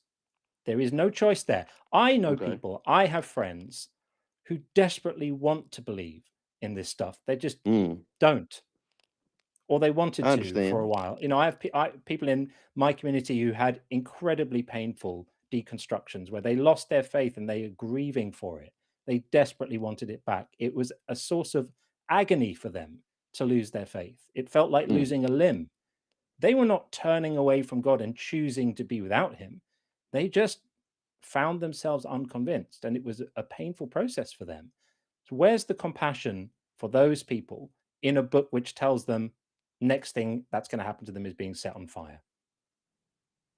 God always has compassion, and that's why in Peter it says, that God is slow to anger, hoping that we all come to Him into repentance. So in that case, if you're like I said, but let me touch on where you say, like you said, you've never been a believer, you don't believe, and so in that case, I would ask you, so if God and Jesus was able to show you that He was indeed true, would you believe, or will you Of choose to course, still stay an unbeliever? it Okay, wouldn't be possible. It wouldn't be possible for me to stay a non-believer. If God, absolutely. if God showed me He was real, I would have no choice but to be a believer. It wouldn't be possible for me to not believe. And as we continue, as he continues to put the breath of life into our nostrils every day, then that is a chance that he will allow you to be a believer. So You're I right. wouldn't lose hope in that, understanding that as long as we continue to wake up day by day and we are allowed to live here on earth, I wouldn't give up that, because when you give up that, it's not that God's punishing you by saying that, okay, hey, you didn't believe in me, I'm going to condemn you to total hellfire and damnation forever. As you said, you made the statement of you can't choose what you believe. But that is the thing. Alex, I've read the I always read the King James Version Bible because I think that that was, or I know that that was the one that can be transferred into Old English or as closely related to the Hebrew Bible. But I've also No, read the it's Ethiopian Bible. it's not, my friend. Neither one of those Bibles are close to or closer to the Hebrew than anything else. A good modern English translation will suit you just fine. You don't need anything special. Okay, understood. Okay, and I appreciate that. Thank you. I'll keep that in mind. So, but like I said, so that would just be something as far as you, Mr. John, just touching on that topic. You would have to just continually say, you know what, God, I'm not going to try to. I'm not going to even try to believe because it's just say for instance, if we all have our families, and being in the kingdom of heaven is understanding that you have surrendered to Christ, you've allowed Him to you fulfilled his will on earth, and his will could be as simple as you believing in him and every chance that you get to believe in him and not denying him, because that's where people it comes to a point to where, as in Peter, it said that, Peter was saying, God, I would rather die before I denied you, before I denied you. And he says, Peter, you will deny me 3 times before the cock crows tonight. And it said that Peter went This is a away wild pivot. ashamed. Hey, I mean, Buck. Hey, Buck. I yeah, would say this. I think you're up here in good faith, but I would, just to expedite the conversation, I'll let you know that John and I are pretty familiar with the Bible. You don't actually have to retell us the stories. Like, if there's a okay, story understood. that you I'm just want to using the touch stories on, as like, if yeah, there's a I'm using the stories as like no. context. Well, I know. So I'm saying, if there's a story that you want to touch on, you can mention it. You don't have to retell it to us. I got you. Understood. Okay, but yeah, I was just trying to, yeah, like I said. So yeah, there's no reason why God would want you. He's saying, okay, I want you to be an unbeliever, so I'm going to create you an unbeliever. Well, he As we does grow up through, actually. So he oh, predestined our days for us according to the Bible, right? So Psalm 139:16, the psalmist says that your eyes beheld my unformed substance. In your book were written all the days that were formed for me when none of them had yet existed. Meaning God's the one writing out your future. That's why Jesus says in the book of John that no one comes to the Father unless already called by the Father. No one comes to me unless already called by the Father. And then we find other passages that basically say the same thing, like Ephesians chapter 2, or Ephesians chapter 1, rather, Revelation chapter 7, talk about how the elect were chosen before the foundation of the world, even. And like Romans chapter 8, that says, those that were predestined for salvation, God sanctified. So it seems like Paul, if you think Paul is serious, and the words of Jesus in the Gospel of John are serious, it seems like the people who go to heaven are the ones that God directly convinces them of or directly calls them. And of course, you can't deny God's will according to the Bible. That's part of the irresistible will of God, Romans chapter 9. So it seems like the fact that John and I don't believe, it seems to hinge on this fact that God just decided that it's okay, that he doesn't need us to believe. He doesn't want us to believe. He called others, he formed others to believe, but John and I, he just doesn't care about us. And I would say that definitely the Lord does care for you all for sure, but the fact that you two don't believe doesn't deny that Jesus doesn't, like, that doesn't prove that Jesus doesn't exist. Like, if you all choose to not believe, because it's a choice, that's why God gave us free will. If you choose not to believe, that's just totally up to you. Well, I didn't say that Jesus didn't exist, although I have said that on many occasions. I don't think that's the point of what John's talking about. John's basically just bringing up this situation in terms of belief and punishment for non-belief, how it can't be just. And I think this creates a contradiction within the Christian worldview, because Deuteronomy 32:4 says that God, the rock, is just in all of his ways. But if he's unjustly punishing people by torturing them for eternity for things that they have no control over, it seems like maybe he's not actually just. Yeah, and I mean, I can understand, your point of view on that. And, like I said, I'll just go ahead and say that God is acting justly. That, okay, so for me, I'm in my late 20s. If I, as a believer, and like I said, I guess I grew up in church. I wasn't forced to go to church because I knew that God wanted me to be there. God has spoken to me in dreams and visions, and just through just like regular days. There's been signs and miracles that I've seen to where, God, I know that Jesus is speaking to me.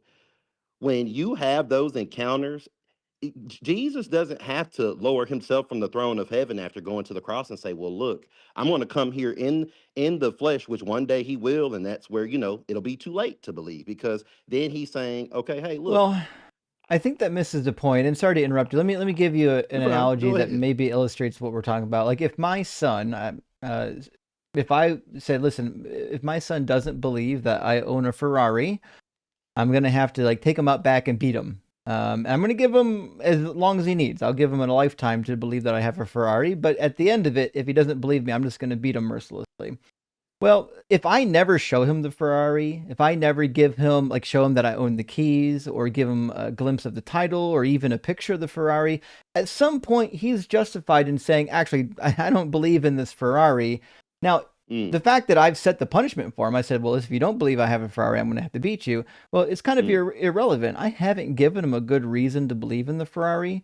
So me punishing him for not believing in the Ferrari would be an unfair punishment. He had no reason to believe in the Ferrari. And also, it was out of his control. He had no way to force himself to believe that I owned a Ferrari.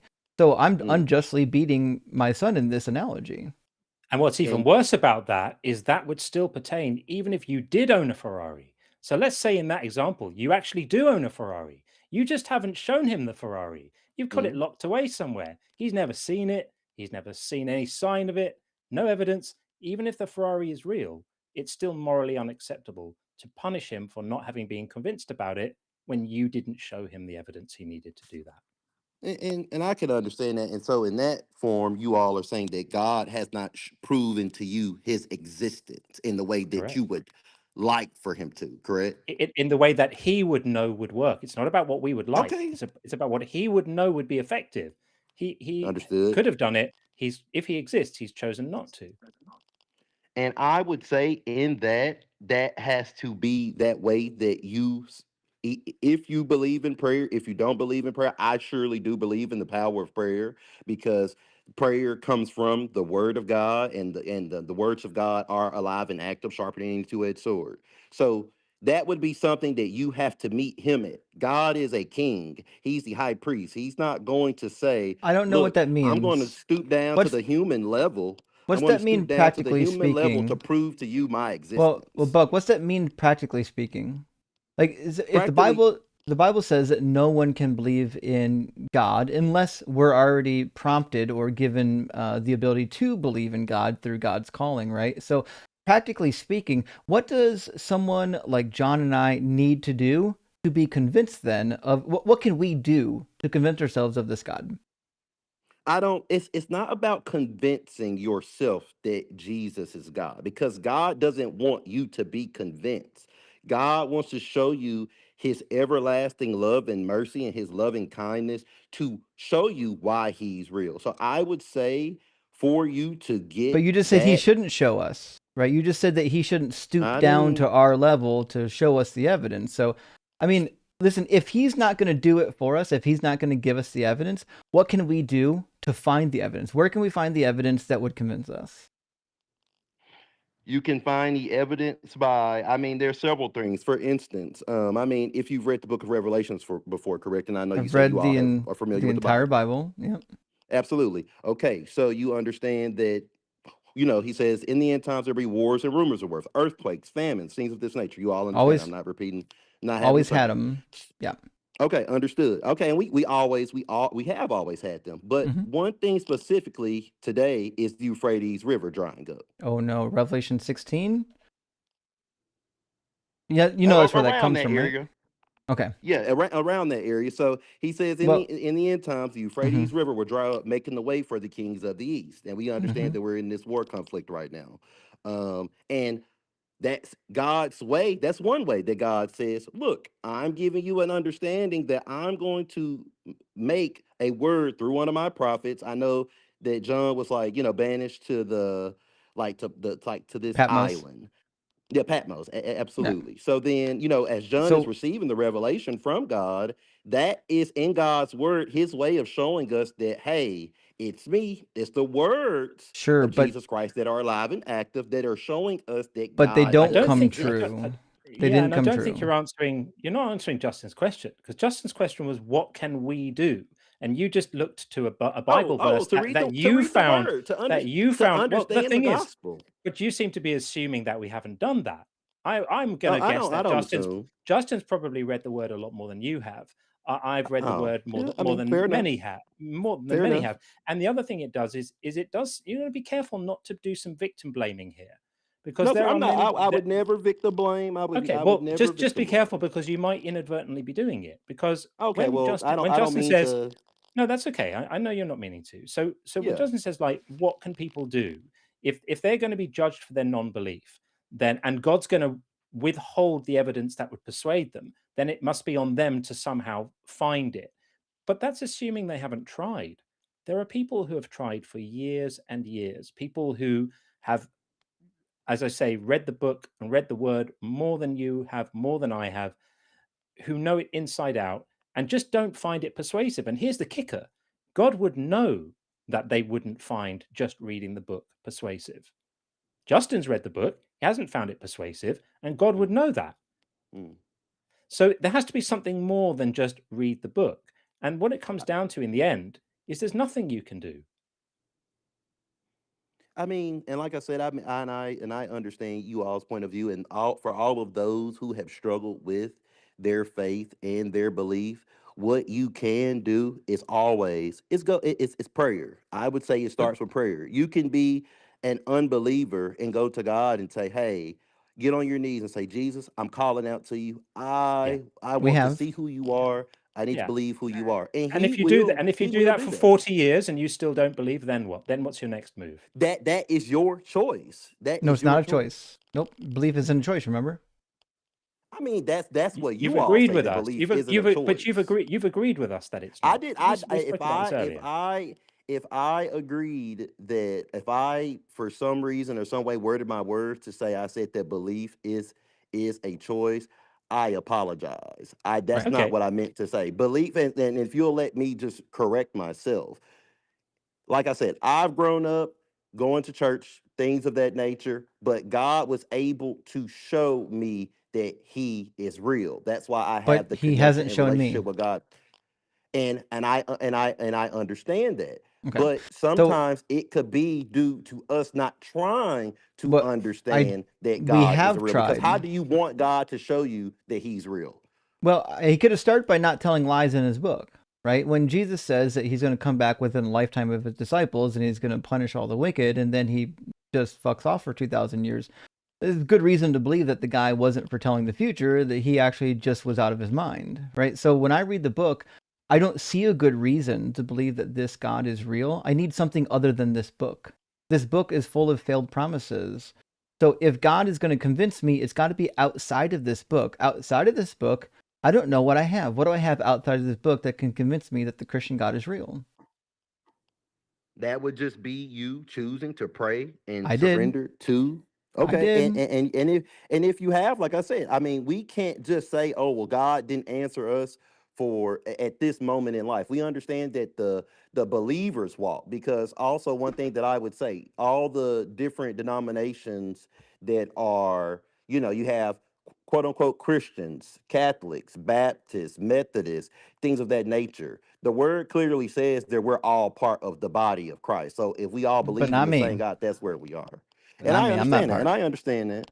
I understand that. I know you're not a part of it, and that's completely fine. But if But it you wasn't are by choice. choosing, I I, didn't choose. I but at this moment, if you say if you were a Christian for 20 years and you read the book and you did this and you did that and you chose to walk away from God, that was your Don't. No, choice. I did not. No. I was convinced by reading and studying the book that the book wasn't true. And if the book's not true, then neither is Christianity, right? So I didn't choose to walk away. Once No. I realized that I no longer believed it, I just had to be honest. Oh, I don't believe it anymore. And if you don't believe it Mm. anymore and you're not honest about it, now you're just lying to yourself. So I did what any honest person would do, and I admitted that I didn't believe it anymore, and that means I'm no longer a Christian. That's all that means. And I understand that. Like I said, I mean, hey, you're entitled to your opinion. You're entitled to your own belief. It's just that the way that we are made, it's not that God is giving us an unjust punishment, But it but is. But what See, that's he's that. going, But my friend, that's go the ahead, whole sir. point of that's the whole point of the conversation. That's what we're trying to point out here, right? If I can't Yeah. control what I believe, despite all of my best efforts, if I can't Mhm. control what I believe in this book, but I'm still going to get punished for not believing it, well, that means I'm getting punished for something that's beyond my control. And punishing somebody for things that are entirely beyond their control, especially when it's not necessary, is kind of ridiculous. Which, and maybe I don't want to divert the conversation, but please tell me you understand that the choice of heaven and hell is a false dichotomy, right? Like nobody has to go to hell. Like if John and I don't believe, God's not required to send us to hell. He could have sent us to any number of places. He could have created another Mhm. planet where he just sends people who happen to not believe in him, and we'd go chill out on the other planet for the afterlife. He doesn't actually have to torture anybody. I can understand that. I absolutely can understand that. And like I said, I'm not God, so I can't say I can't look at you two gentlemen and say, okay, you all are unbelievers. God's going to send you to hell because I'm not a judge. And he says, you judge lest ye be judged. So I'll never be a judge or never judge any Sure, man. we appreciate that, but So the Bible does say so. Like if John 3:18, Revelation 7:8, I'm sorry, 21:8 says that Yeah. those who don't believe go to hell and or the lake of fire. And I would actually add 2 Thessalonians chapter 1 as well. So like, mhm. listen, if Mark, you got more than Mark, there's John, right? Mark 16:16 as well. Yep. It's all through the Mhm. book. Understood. And I'm aware of this, of course, but like I said, I myself can't do that. So Sure. but that's what the book does say. So in understanding that if you aren't a believer in Christ, then that would be the judgment for you. I mean, I understand that. So in that case, and I'll just try to move on to the next question if we can continue to have the debate, is I would just seek God in prayer because I know that But we he is did. faithful and just to answer prayers. But we did. And then, okay.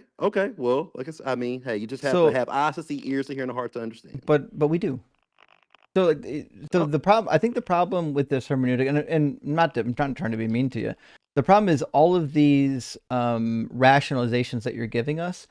You might not be doing it on purpose, but they assume that John and I are deficient. Like we're not putting in the work. We're not sincere. We're not actually asking, but we actually are doing all those things. It just happens to be that God chose to give you some sort of revelation, and he chose not to give us revelation. And so that means that the reason why you're going to heaven and we're going to hell is because God decided to give one person revelation and not another. That's all it comes down to. and there's no way that I could say that, hey, I am like I said, firm believer in Jesus Christ, but I can't even be the author of my own faith because Mm-hmm. I understand that God is the constructor and author of faith. I can't Mm-hmm. say that, oh, hey, Buckaroni, I'm going to be the one to go to heaven because I believe in Jesus. Now I understand that believing in Jesus, I do have my salvation in him, but I can't just say, oh, well, hey, I'm going to heaven. I know that by believing Jesus, I'm headed to heaven, but there could be anything. I could be acting unmorally. I could do anything that could say, okay, hey, look, you're not following the commandments of God or anything like that. So, yes, belief in God is also by your actions. I can't say that I'm a firm believer in God if I'm not following the commandments of God. If I understand that Jesus Well, came in the New Testament, go ahead, go we ahead. agree. We agree. I just don't know if that's relevant. Like we agree, right? If I you say you understand. believe something, but then your behavior contradicts it, we would say you don't actually believe it. But I'm not sure that has anything to do with what we're talking about. But Yeah, I but I yeah, think and I do think we have time. I want to get to Jesus rules and possibly our TikTok guests before we run out of time tonight. absolutely, yeah, because I don't But want to take up too much of you I'd all's be time. Absolutely. I'd be more than happy to touch on another topic briefly if you're interested. Absolutely. Go ahead.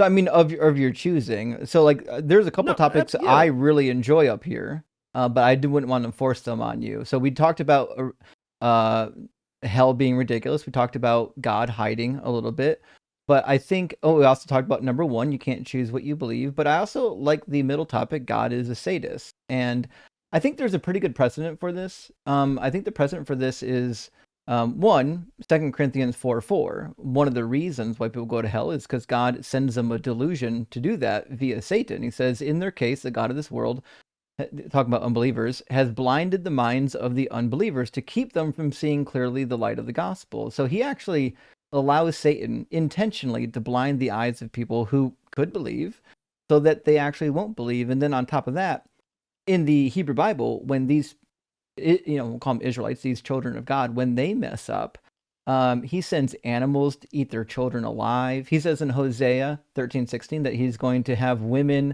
pregnant women ripped open by the sword and their babies dashed to pieces. In 2 Samuel, he punishes David by having his wives sexually assaulted. This sounds like a God who's actually more interested in carnage and bloodshed than love. Where did I go wrong? Like I said, I mean, and we all understand that God is a just God. I mean, we look at the world and we look at human actions. I mean, such as things, and like I said, I know that we're on the topic, so but I'm going to speak. So when you go and you say, well, hey, God, he does these, things that, hey, if you aren't believing in him or you are a believer in him, and he'll send, these, whatever the case may be.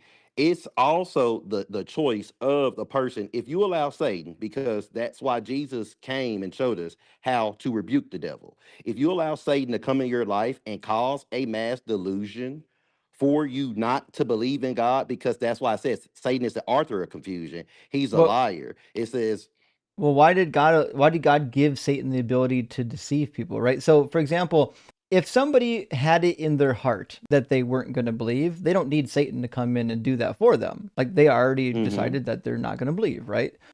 Although you can't decide it. But if somebody is resistant to the religion, like, it's not that they need Satan to come in and convince them otherwise. They're already unconvinced. God could just let things play out the way that they're going to play out.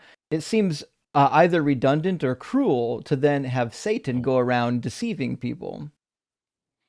and I understand it, and I would say that the reason why, and of course we understand, I mean, it said that even Satan himself fell from heaven like lightning. We understand that Satan himself used to be an angel in the kingdom of heaven until he decided to go against the Lord. In that case, you also have that choice, and it goes to show the genuineness of your faith. You can have all these things happen to you. Like, for instance, if I'm on the brink of my faith and I said, Lord, you know what, if something else bad happens to me, then I'm going to choose not to believe. Like, for instance, even But like I definitely love the story of we're King asking about David. Satan, right? So if I already have it, if I already have this hardened heart that is resistant to God, right? Why does God allow Satan to go around preventing me from changing my heart, right? So it sounds like and even either Satan's and even at the unnecessary, or Mhm. or Satan is actually convincing people not to believe. And even at the fact, like you said, you've already have a hardened heart. So So there's what? not much So that what's the Satan devil doing? has to do.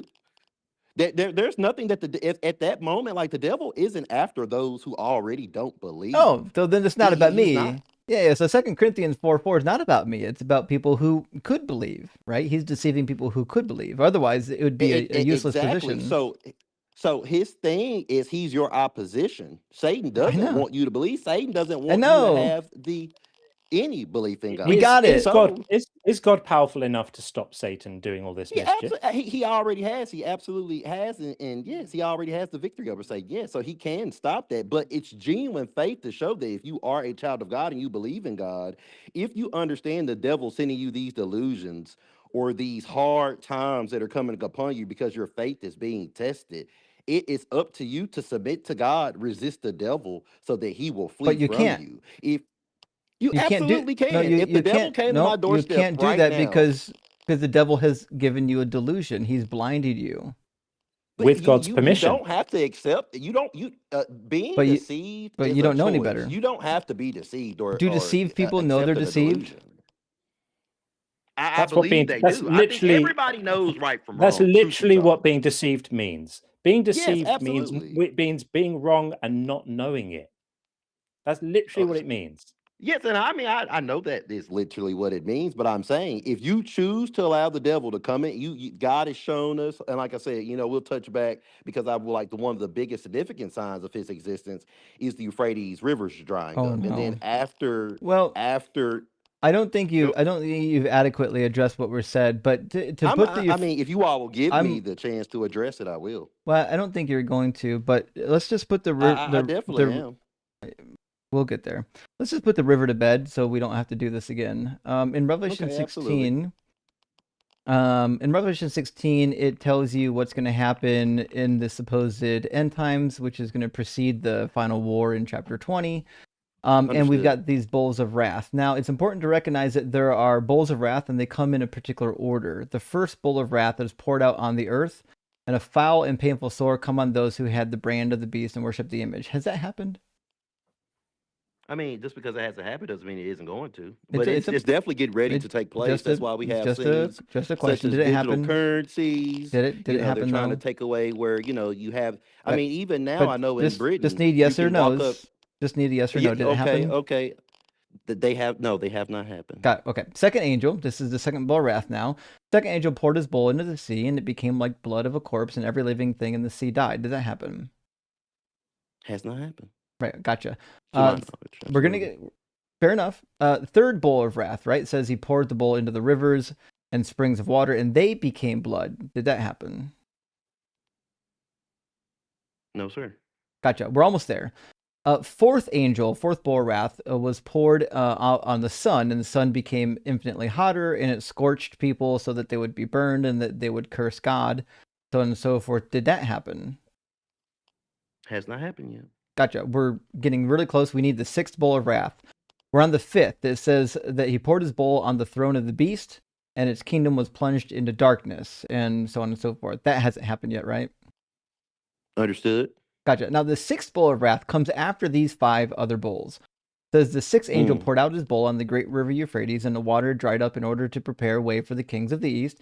And I saw three foul spirits, so on and so forth. Now, frogs haven't come out of this river. The river hasn't actually dried up.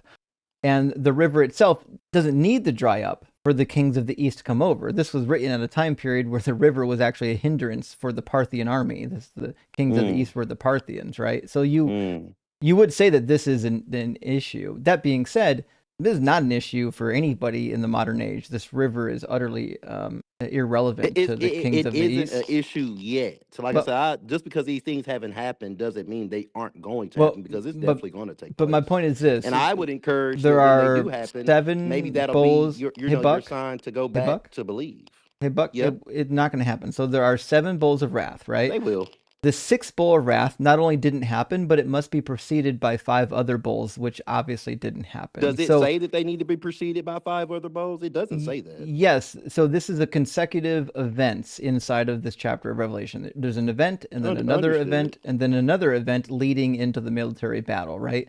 But So does it say that in the word that they have to proceed after each other? It's why they're numbered. Right. I mean, I understand it's why they're numbered. I mean, you don't have to do things in chronological order. But it would be stupid and silly to not. If you have these numbers of bowls of wrath and you're leading up to a narrative of a war, like here's what's going to happen prior to the war, it would be silly then to tell the whole story out of order. Like that would be a So nonsensical can I thing ask to you all do. a question real quick? Well, my point is very clear. Like the 6th bowl of wrath didn't actually even come true. But if it did come true, it would be merely coincidental. Just because you have a book full of predictions, it doesn't mean that every prediction is ever going to fail. You're going to give a prediction somewhere that eventually comes close to looking like it came true. And that's what you really have in this like Euphrates River. This is talking about a time period when people needed the river to actually dry up to cross over. That time period's gone. It's an irrelevant thing. The river hasn't actually dried up. And the state that it's in right now, it's been in that state multiple times throughout history. Sometimes it gets cut off and you lose a little bit of flow. In fact, the current drying of the Euphrates was partially driven by man-made actions as well. So it's at anything, if anything, it would just be a random self-fulfilling prophecy. No, yeah, I mean, and I could. So let's just say, for instance, right, because you said this is a random, self-fulfilling, man, quote unquote, man-made prophecy. So understanding that and let's just say that, like you said, no disrespect to you, gentlemen, as your stance as you take, but when these things start to happen, would that be enough for God to, quote unquote, convince you that He's real, or would you still not have belief in God? No, because the New Testament clearly contradicts the Hebrew Bible. So until he fixes the clear contradictions between the New Testament and the Old Testament, Some of these random things happening like in nature aren't going to be convincing, but also I have no reason to believe that these rivers could or would ever turn to literal blood. These are like imageries that are evoking like the Egyptian plagues, and while they're interesting, the ones of the Egyptian plagues weren't real to begin with. So like I get it. I Is understand that. Egypt not completely? Is ancient Egypt not completely desolate right now? No, in fact, I have family in-laws that still live there. My son is They 100. but they live in the My ancient son's Egyptian city. my son's mother is 100% Egyptian. I mean, okay, just because she's 100% Egyptian, you're avoiding the question. Is she living in the ancient Egyptian city that is completely destroyed? Like, yes, people go and visit Her the ancient well, pyramids to like. Egypt's not a city, okay? And her Okay, grandparents okay. immigrated. Excuse me. Her grandparents immigrated from Egypt, and there are many people living in Egypt now. Millions and millions of people living in ancient Egypt even today. Which brings up another failed prophecy. God says in the book of Ezekiel. Isaiah and Ezekiel, yeah, that 29:10. Yep. Okay. He prophesied that the whole of Egypt would become desolate, and no human foot shall pass through it, and no animal shall pass through it, uninhabited for 40 years. Egypt has never in its entire history been uninhabited for a period of 40 years. Has How never old are happened. you, John? How Old are you? enough to know that Egypt has never been uninhabited for 40 years. Are you old enough to know that the Egypt's never been uninhabited? I mean, you would have to be old enough to go back to that time, correct? No, you don't have to be old enough to go back to that time. We have But records, we have is the ancient archaeology. Egyptian city where the we ancient Egyptians used to live, those that believed in many gods and things of that nature, is that ancient city no longer inhabitable? Nothing grows there. It's completely dry. I mean, Which look city? at the pyramids. Look at the Egypt's not a Sphinx. city. Okay, well, okay. I'm sorry. Like I said, Egypt's not a city. Excuse me. So no, Egypt But has never at are any people point living been there? uninhabited. That's the People question. Are have people always living been in that living. direct It's been place? occupied for all of its history that we have recorded. Oh, okay. Understood. I understand. All right. Hey, listen, Bokaruni, you're fun to talk to. You have a really cool accent, but we do have to move on because Thank we you. have limited time in the show. So come Understood. back, chat with us again, and hope you have a good one. Absolutely. All right, cheers, man. Super fun accent. Maybe didn't follow everything we were saying, but I think he was trying. Yeah, he was trying. It is Mm-hmm. uniquely frustrating when you establish a point in the discussion and you think, okay, we've nailed that one down, and then you move to iterate to the next point, and then the first one is denied again. Yeah, it is. Let me grab a couple of super chats, friends, and then we're gonna get Jesus Rules in here next in line. And if we have time, I'm reluctant to even attempt our TikTok guest who goes by the name of Free NOODS, please. You may or may not get in. Gordon Loves Science, thank you for the super chat. Says, I'm just meeting you, Justin. Well, hey, good to meet you, Gordon. But if John says you're okay, that's all I need to know to subscribe. Well, thank you, Gordon. I really appreciate that. And I would trust John's judgment as well. Gordon's great. Let me see. Technomancer Magus is a wild name. Thank you for the super chat. It says, if I donate some money, can you stop guests from preaching at your audience? This was billed as debate, not listen to believers preach at the host. Oof. Well, Techno, I would say this. I think John and I both agree that if the guest is up in good faith, you want to give them a little bit of leniency to be themselves. And I get when you're a Christian, it's easy to fall into preaching. We reined it in when it seems to get excessive, but I understand everybody's level of excessive preaching is going to be a little different. We try to manage it as much as possible. But you got to remember, when you're in a discussion and you want to win people to your point of view, you can't do it by needlessly being mean to people that you're talking to. You have to show some courtesy to your guests until they get out of pocket and start being rude to you. Once that happens, that you can kind of take the gloves off. But hey, Dougosaurus Erectus, good to see you tonight, buddy. Says, just learned that I'm in the running for the T-Rex name. You are. Yes, you're in the top 3. The Erectus part just exploded. I mean,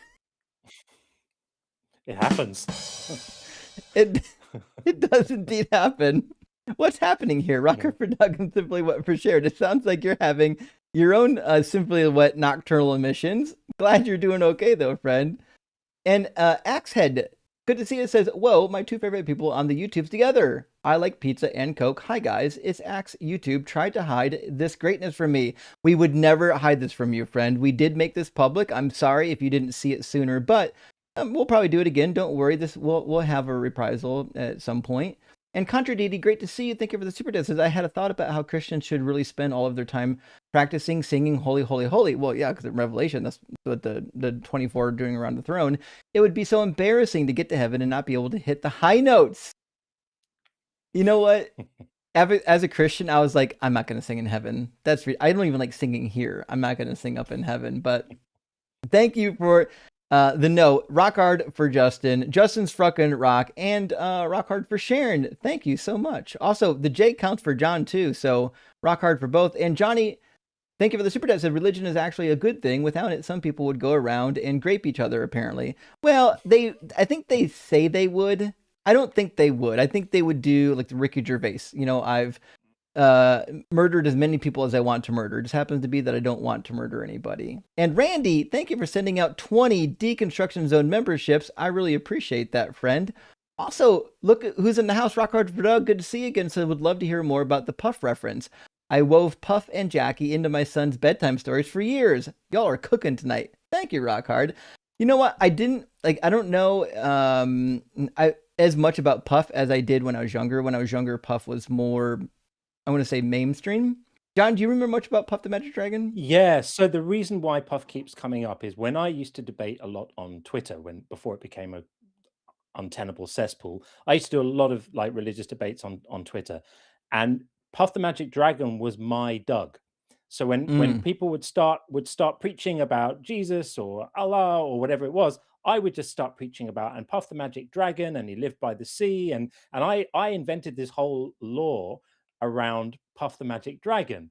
And I've kind of brought that into my work here a little bit. And I was really hesitant to do it because I knew that you were running Doug, and I didn't want it to look exactly like I was doing exactly the same thing. So I stopped doing it. And then some of my wonderful people around me kind of gave me permission. They said, no, just do it. Lean into it. It's all right. So there's a whole kind of Puff culture, and we say, may you be reflected in his scales. And it's all like that. And I say there's evidence of Puff because his fiery breath is very hot, and we have the sun in the sky, which is direct evidence, if we ever needed any, of Puff, and that's the whole thing that's built up there. So that's the Puff references. I love it. I love it.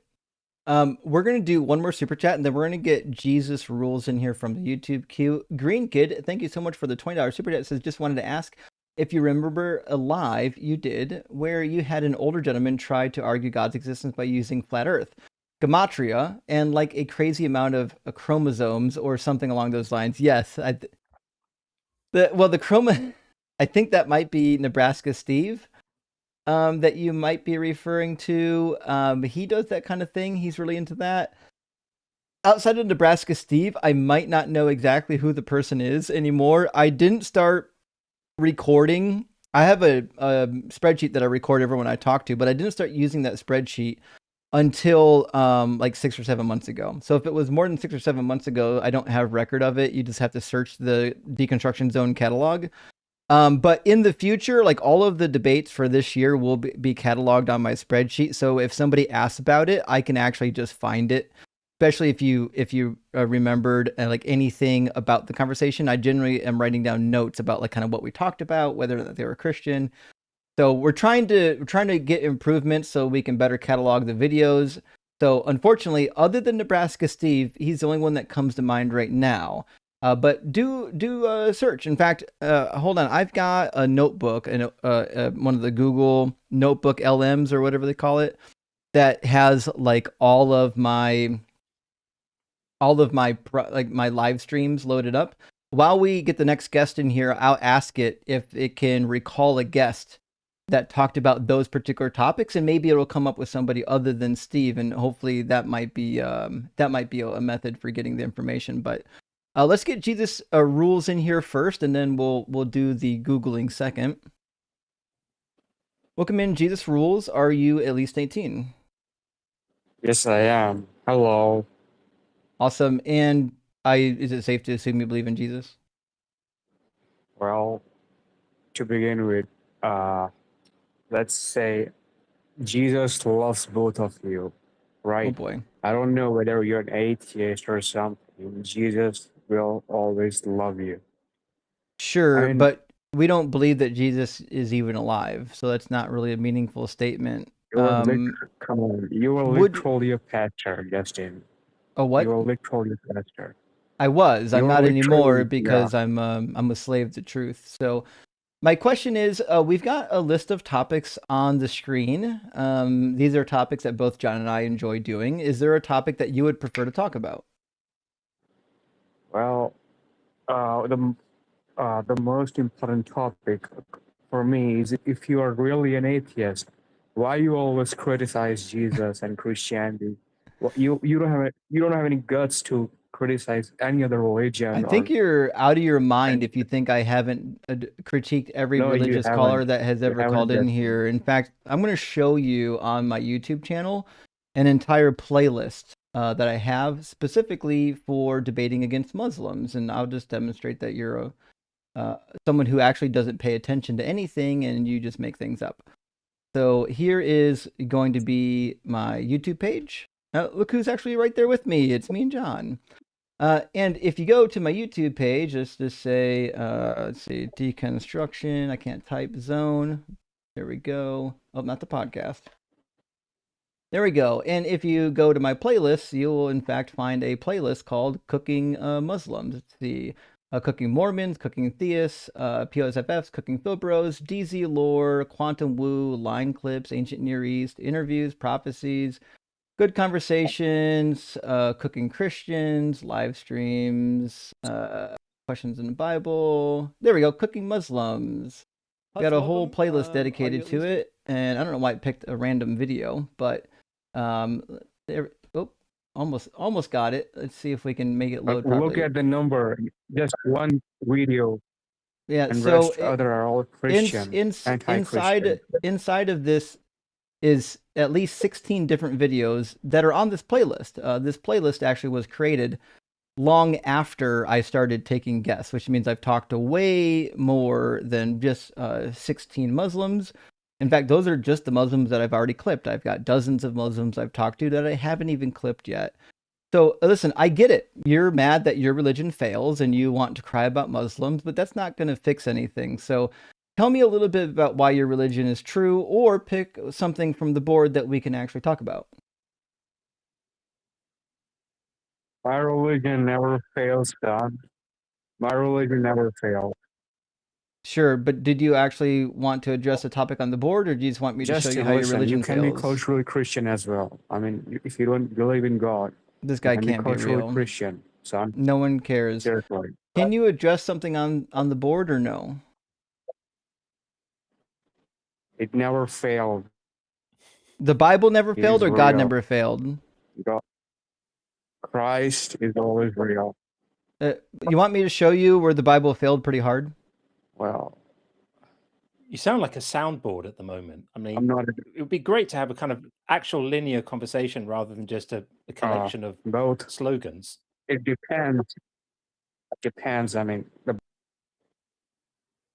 New Testament is the real Bible, not the old one.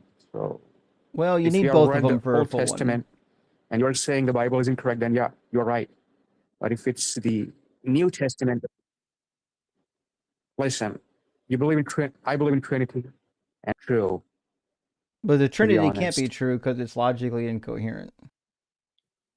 the Father, the Son, the Holy Spirit. Okay. Yeah, John, you nailed it. He's just a soundboard. We're going to move on, okay? Jesus rules it. Yeah. You're not equipped for this conversation, okay? All right. I guess we'll move on to next in line, and maybe we'll get some robust conversation going. Let's get Religion Investigator up here from our TikTok queue. Welcome, Religion Investigator. Are you at least 18?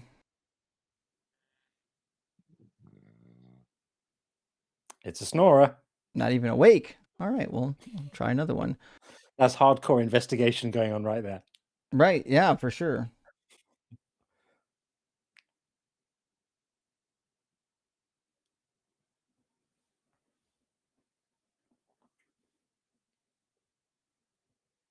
Truth is having a little trouble connecting as well. Yeah. TikTok's weird like that, right? You just click to bring someone in, and sometimes it's quick, and there you go. Yeah.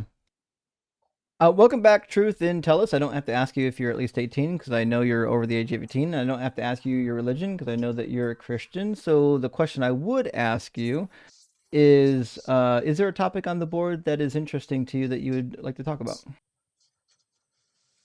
Yeah. I would like to discuss, or I guess have a question on the topic, why is God hiding and what that means? Sure. Well, maybe we can start out. Do you think God is hiding? I would have to know what you mean by hiding, I guess, before I could answer properly. Do you not know what hiding means? I don't know what hiding means to you, so could you just kind of describe that, and then we could have a conversation based on what you're trying to portray through the words on the board there? Deliberately remaining hidden. Okay.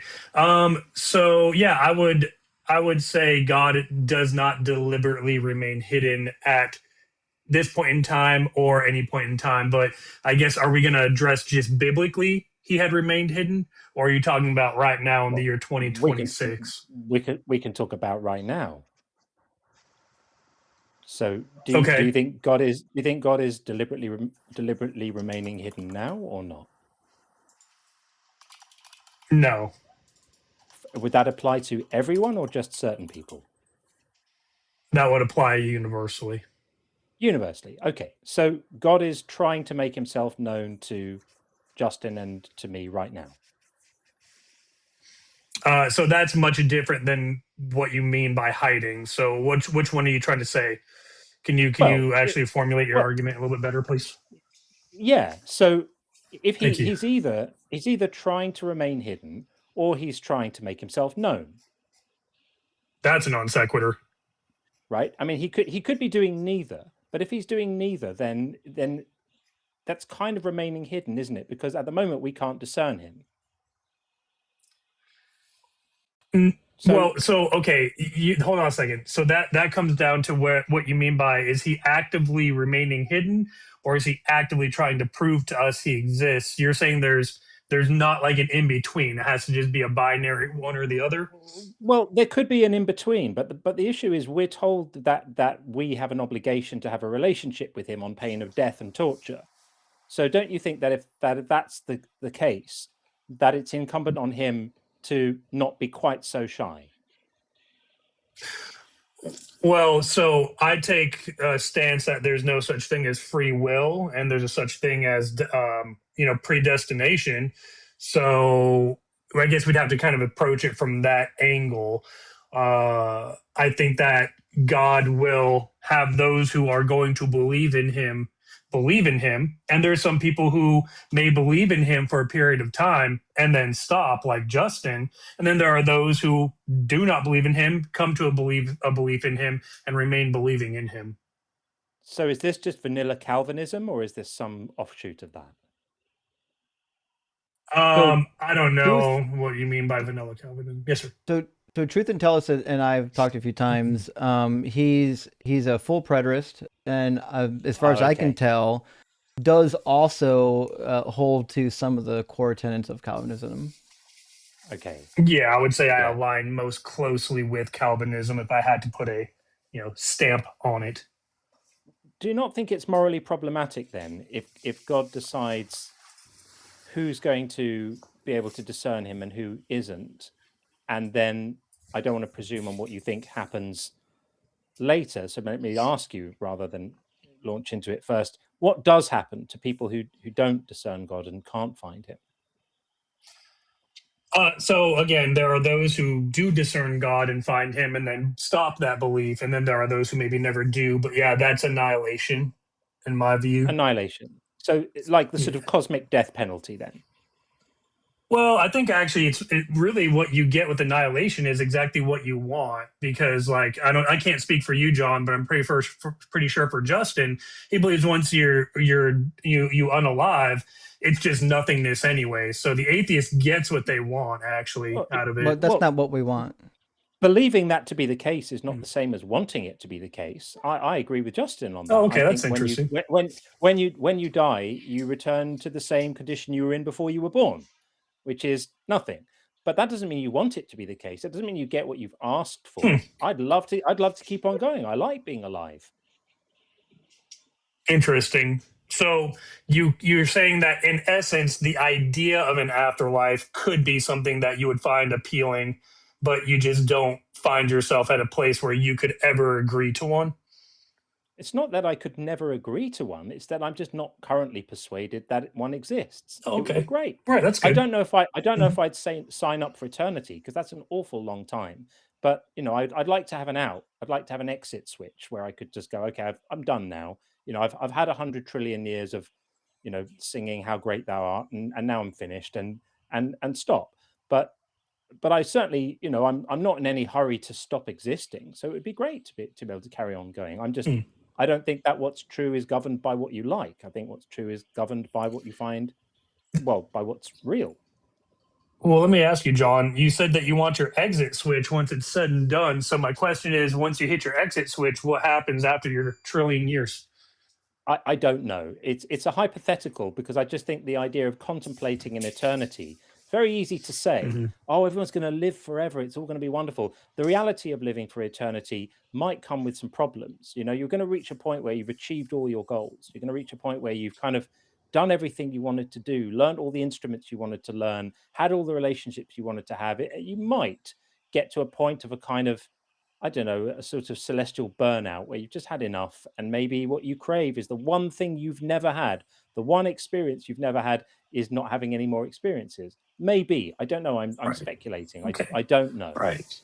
Okay, that's fair enough. So you could, at one point, maybe eventually get to where you want to be, because you want annihilation at that point, right? You're like, okay, I'm done. The show's over. But that's a side issue, because I'm prepared to concede that point Okay. and say, no, I was wrong about that, and I'm never going to reach that point. That's a possibility also. That's why I Okay. said I might Right. want it, not I will want it. Let's assume, for argument's sake, that I'm never going to want that I'd love to keep on going forever. It would be wonderful to keep on existing, to keep on having relationships with the people that matter to me. I don't want to stop doing that ever, but I'm required to believe things I currently don't find convincing in order for that to happen. That doesn't seem fair. Right. So yeah, you brought up like, if I find it to be a moral dilemma, basically. Well, it's Right. morally Is that what you ridiculous. said? It's morally ridiculous to give everlasting life to people who happened to find a particular set of claims convincing, Mhm. and withdraw it from people who didn't happen to find a particular set of claims convincing. Right. That's morally stupid. Yeah, correct. I understand. So my problem, or not even a problem, but I guess what my response would be is, I don't believe the word morality ever appears in the Bible. So I don't think God is concerned with morality. But I am. Right, I understand that, but you're talking from the perspective of a believer, right? You're saying, why is God hiding? I presented my argument. You said, well, I find that morally wrong. I'm rebutting by saying, but you don't find the word morality in the Bible. So how is that contradicting why you think God is hiding or not? Yeah, there sounds a little bit of confusion here. I'm saying that, look, God doesn't owe us an appearance. God's perfectly entitled to remain hidden if he wants to, until he starts threatening to set us on fire for not having a relationship with him. At that point, there does become a moral issue, because he's threatening punitive actions against people who don't have a relationship with him, and then hiding to stop that happening. And you said it yourself, he decides who's going to have that relationship. So the word Right. morality may not appear in the Bible, but the Bible certainly is prescribing certain courses of behavior which have moral implications and are amenable to moral evaluation, and they fail the test pretty badly. But so I guess that's like trying to put the square peg in the round hole, because the Bible is never once proclaiming that morality needs to be applied to it. So go ahead. Well, Justin, sorry. the book of Deuteronomy says that God is just in all of his ways. And I don't know if we're necessarily invoking morality. I think fairness can be wrapped up in the idea of justice. Yeah. I would disagree. I don't think the word fair ever appears in the Bible either. But justice does. These concepts are not dependent on whether they appear in the Bible. We have concepts, we can talk about them, and we can apply them meaningfully to the Bible, even if those words don't actually appear in the Bible, because that's what language is for. But that's retroactive, right? So like at the time of the text being written and it being applied, those concepts weren't in the minds of the people of the Israelites.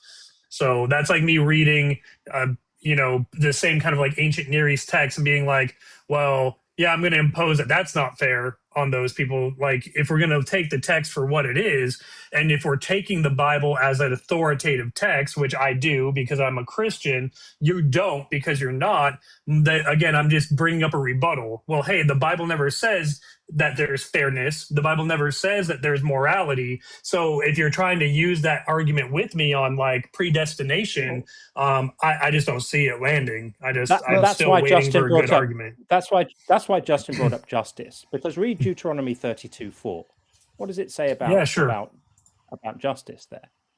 Let me go ahead and see. So in Deuteronomy 32, which again, this is, I guess I could talk about it after we read it, but Deuteronomy chapter 32, verse 4. Yeah, it says all his, I'll save you the time. It says all his ways are just.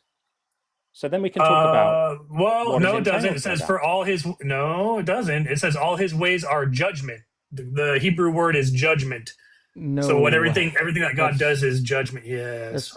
No, you're wrong. All right, let's look at it together, bro. We'll look at it together. This is why, again, we're going to have to sit you down and demonstrate that you don't know how Hebrew works. So just because a word like justice and judgment have a similar root word doesn't mean that it always means the same thing every time you see it.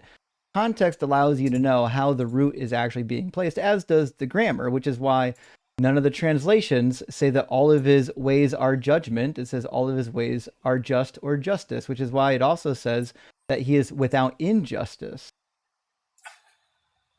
Justin, the word is mishpat. Can you show me how it's used in Exodus 28:30? I can show you how it's used in other places where it is used of justice. And I can show you how it's juxtaposed in Deuteronomy 32:4 with the actual word for injustice. So avel in Hebrew literally is translated to injustice. So it's juxtaposed. It says all of his ways are just, a true God without injustice. It's a dichotomy. He doesn't have any injustice because all of his ways are just.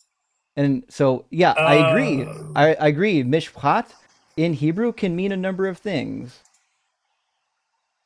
Yeah, and I would again argue that you appear to be arguing to defend the proposition that God is not just. Is that really the avenue you meant to walk into right now? Well, no, I think judgment is indicative of just because God is the ultimate judge. So everything he does is just, as in justified. But it doesn't mean that it has to be moral. It doesn't mean that it has to be fair. It doesn't. So justice, it doesn't have to be fair. I mean, you seem to be developing a rather idiosyncratic definition of justice if you're suggesting that it doesn't have to be fair. Isn't that what justice entails? Well, okay, so let's look at it like this. If you are accused of a crime, right, and you're guilty of the crime, like, whatever, circumstantial evidence aside, let's say you drove drunk and you got in a car accident and unalived somebody, you could think it's unfair that you're going to spend the rest of your life in prison, but the judge passed down a judgment. So like the word like fairness is just like, what's the term I'm going to think of here? What's the term? Objective, subjective, maybe. Like what's fair for one is not fair for another. People can have a difference of opinion and evaluate things differently, but that doesn't set the concept of fairness on fire and make it meaningless. And justice is about having appropriate punishments that fit the crime. And built into that is some notion of fairness. Now, there may be disagreement in the margins about particular instances as to whether fairness has been achieved. But that doesn't destroy the concept of fairness as pertains to justice, does it? Well, it does, because again, there's no concept of fairness, at least in the text of the Bible as we know it. So There is. that's why. But That's what that's what injustice means. Injustice basically means an inequality in a situation. There's a situation where there is inequity. So avel is perversion. Okay, it's not injustice. The literal definition. I'll just show you the literal definition. The first definition is injustice and unrighteousness in the Brown Driver Briggs. I can show you in the Hallett as well. I'm very well aware that a lexicon could try and apply the word injustice or unrighteous to that, but really it's a perversion. So in God there is no perversion. The lexicon is wrong. The Hebrew lexicon is wrong, is what you're saying. I'm not saying that the Hebrew lexicon is wrong. What I'm saying though is if you break down character for character the word avel, it portrays through the individual characters in the word avel don't have meanings. Well, that's arguable. I mean, on their own they do, and when you when you chain them together, they don't. You get they haven't for thousands of years. You're so right. Hebrew. I agree with you. Good thing this was Hebrew is a consonantal language. It works on consonants. The individual letters haven't had meanings since 2 generations of language evolution.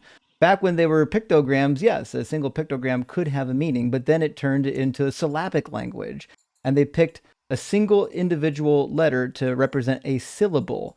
It used that syllable because the first sound that left your mouth when you spoke that syllable was the sound they were looking for. And then they said, hey, if you combine certain sounds together, you can actually reduce the number of syllables and you can convert to a consonantal text. So what that means is that the individual meaning of these things can't be combined in a consonantal text when they actually have already gone through syllabification. This is not how language works. This is why scholars would laugh you out of a classroom if you tried to say this. Well, I mean, again, I can understand with the Masoretic text, that's what they did. You're right, because it's something that was what the Masoretic text did. This happened 1,500 years prior to the Masoretic text. The Ugaritic already did it. The people at Ugarit took the cuneiform language and they adopted it to the Phoenician language. The cuneiform language that they started with was syllabic in nature, which means it was already abstracted. It already didn't have individual meanings for the individual letters because it was already in the syllabic state. It has to be pre-syllabic to have meanings for the individual letters. This is just a basic error in how language has developed that, again, I hate to say this about you, but you say things authoritatively having zero information as to how they work because it sounds like you got stuff from internet rather than from actual scholars. Like any linguistic scholar is going to tell you that once you go through syllabification and then you get to a consonantal language, the original meaning of the pictograms are entirely useless. Right. And so, but I'm also approaching it from when Deuteronomy 32 was written, it would have still been consonant language. It would have been pictogrammic language. No, it wouldn't have. I mean, okay. All right. Sure. So again, I guess to go back to the original point, though, what it's portraying, because if you want to use semantic range, I'm just going to push back and say, well, really, the semantic range is that there's no perversion in him. So again, it's not about injustice or justice or fairness or morality. So what do you think a perversion is? Sit here and well, that would be like a almost like a contradiction of what is right would be a perversion. Yeah, and is unfairness right? Again, though, I think it's subjective. Is it so right you to could be? Say it's unfair. Is it right to be unfair? Well, if you're the one that's being feeling like it's unfair, then no, of course you're going to say that's wrong. But there's others that would say no, this is fair. If a judge gave you an unfair punishment, would that be called justice? Again, fairness is in the eye of the beholder. So weird. I'm just asking you. Like, listen, if I didn't commit a crime, if John commits a crime and then I take the punishment for it, like the judge says, I know John did the crime, but I actually I don't want to punish John. I want to punish Justin. Is that an unfair punishment? Justin, if I hate your guts, I would say no. It was fair. It's weird that you can't just say yes or no. Is it an unfair punishment, bro? Because it's not. It's a subjective question. Is it so if an you're unfair asking punishment? me, no. look. You're trying to pin I me just down on I what just need my a yes or feelings are. no. I'm not asking I about your understand feelings. I'm that, asking Justin. about the state of affairs. You are asking about my Would it the be state of affairs is fair my to feelings. punish somebody for something that they did not do based on definitions, not your feelings? It may be fair, it may not. It depends on So who the person is and it how I might feel be towards them. fair. So you're saying Hello? it might be fair. There's a possible world where it would be fair to punish me for a crime I've never committed. Yes, like if I don't like That's you, fucking Justin, I'd be like, that crazy. was fair. That's wild. Not That's really. crazy. Wow. So Okay. if I decide Don't if ever I be see a you, judge. I know, right? If I see you in the street and I knife you, is that fair? To me, no. To somebody that doesn't like me, sure. So in a That's what I'm possible saying, world, dude. It's it would be subjective, fair bro. to knife you. That's wild. All right. Well, I guess Yeah, we've gone it's as far as subjective. I guess we've gone as far as we go. Thank you for admitting that your God is unfair, unjust, and that you have no objective means of Okay. judging the Those God in the words book. don't John, appear though, did Justin. you have anything to add to that? No, I think it's wild that you spent so much time arguing that your God doesn't have these qualities of goodness that so many people we speak to argue passionately for. It's an amazing inversion. What does the word good pretty, mean? It's pretty wild. Yeah. Yeah. Well, we can Okay. debate that, but it is also like 5 minutes to quitting time, and we've got about 20 minutes Okay. of super chats to read. We're scheduled for 6 to 9 o'clock, and we're already over. But do Okay. come back. You know my live schedule. Come back anytime, or come back and talk to John if you want, and we'll be more than happy to hear from you again. Okay. Yeah. Thank you so much. You have a good night. All right. It's amazing the bullets they'll bite rather than just saying, it's not true. Amazing. Yeah. Wild. I was like, am I really hearing him arguing that his God isn't fair or just? That's incredible. Oh, okay. That's a first. I'm writing this down. It admits that God is not just, and I guess we'll worry about that later. So, friends, thank you so much for being here. I'm sorry we couldn't go late tonight. It's on me. This is my fault. John said he could go later. I can't. I've got to go see a butt doctor at 8 a.m. Because I'm an old man and I don't. There's not another time I could have it scheduled. So, unfortunately, I can't go late tonight. But we are going to read all of what's left of our super chats. So don't worry, we're not leaving any super chats on the board. So I think what we'll do, John, I'll pop them up on the screen and we can alternate reading them back and forth. I think there's still some questions in here for you. I tried to save some of the questions for the end that were in the list, so that we could get a thorough answer and not rush it between guests. You mentioned that you had a question. I'm desperately curious. I do. About what your question was. Okay. I was really curious. There is a bit that I've heard you do, and I would love for you to do it so that I can clip it and post it on my channel at some point. I love your bedtime story of the dirt man and the rib woman. Oh yeah, I'll have to get that together. Yeah, I'll have to get that together. But yeah, it's just the Garden of Eden craziness, isn't it? Yeah, it's wild. When I heard you retell the story with that framing, I couldn't stop myself. It was the funniest thing ever. It's on his TikTok if y'all need to see the clip. Yeah, I'll probably have to get that together because it's not completely framed in my head. But yeah, yeah. It was amazing, by the way. We'll work on that later sometime. But so I'll pop up some super chats. We'll go back and forth reading them. And then, friends, if you do have questions for John, now's a great time to send them in. There are links to his profiles and his website and book in the description of this video. Please do pay him a visit. And we'll have a blast reading some super chats. Now, Hayden says, you will know them by their yapping. And you know what? That and many other things. Oh, Issa, lovely to see you. Thanks for the collab. It's great to see you here, John. Oh, thank you. And rock hard for Doug. Thank you, Issa. It's great to see you too. And indentured cervix is a crazy name, by the way. Thank you for the super chat. It says, Justin challenges your Bible knowledge and John makes you search your heart. Could this be the perfect combo? These have no chance now. Much love. I gotta be fair, this has been a really fun combo. My only regret is we couldn't stay longer, but I'm sure we'll pair up again. We'll get it together. Yeah, sure. Well, love this collab. Here's hoping for many more. I hope so too. Keep up the great work, guys. Thank you so much, Herculean. And Real Jiffy says, gotta work. Have a good one, everyone. Hail Sagan. Well, thank you, Real Jiffy. Sagan. That has a good ring to it too. For sure. Cliff Jammin, thank you for your donation. There you go. Absolutely. And also from Guz, good to see you again. Ain't no way Angel is coming up on YouTube.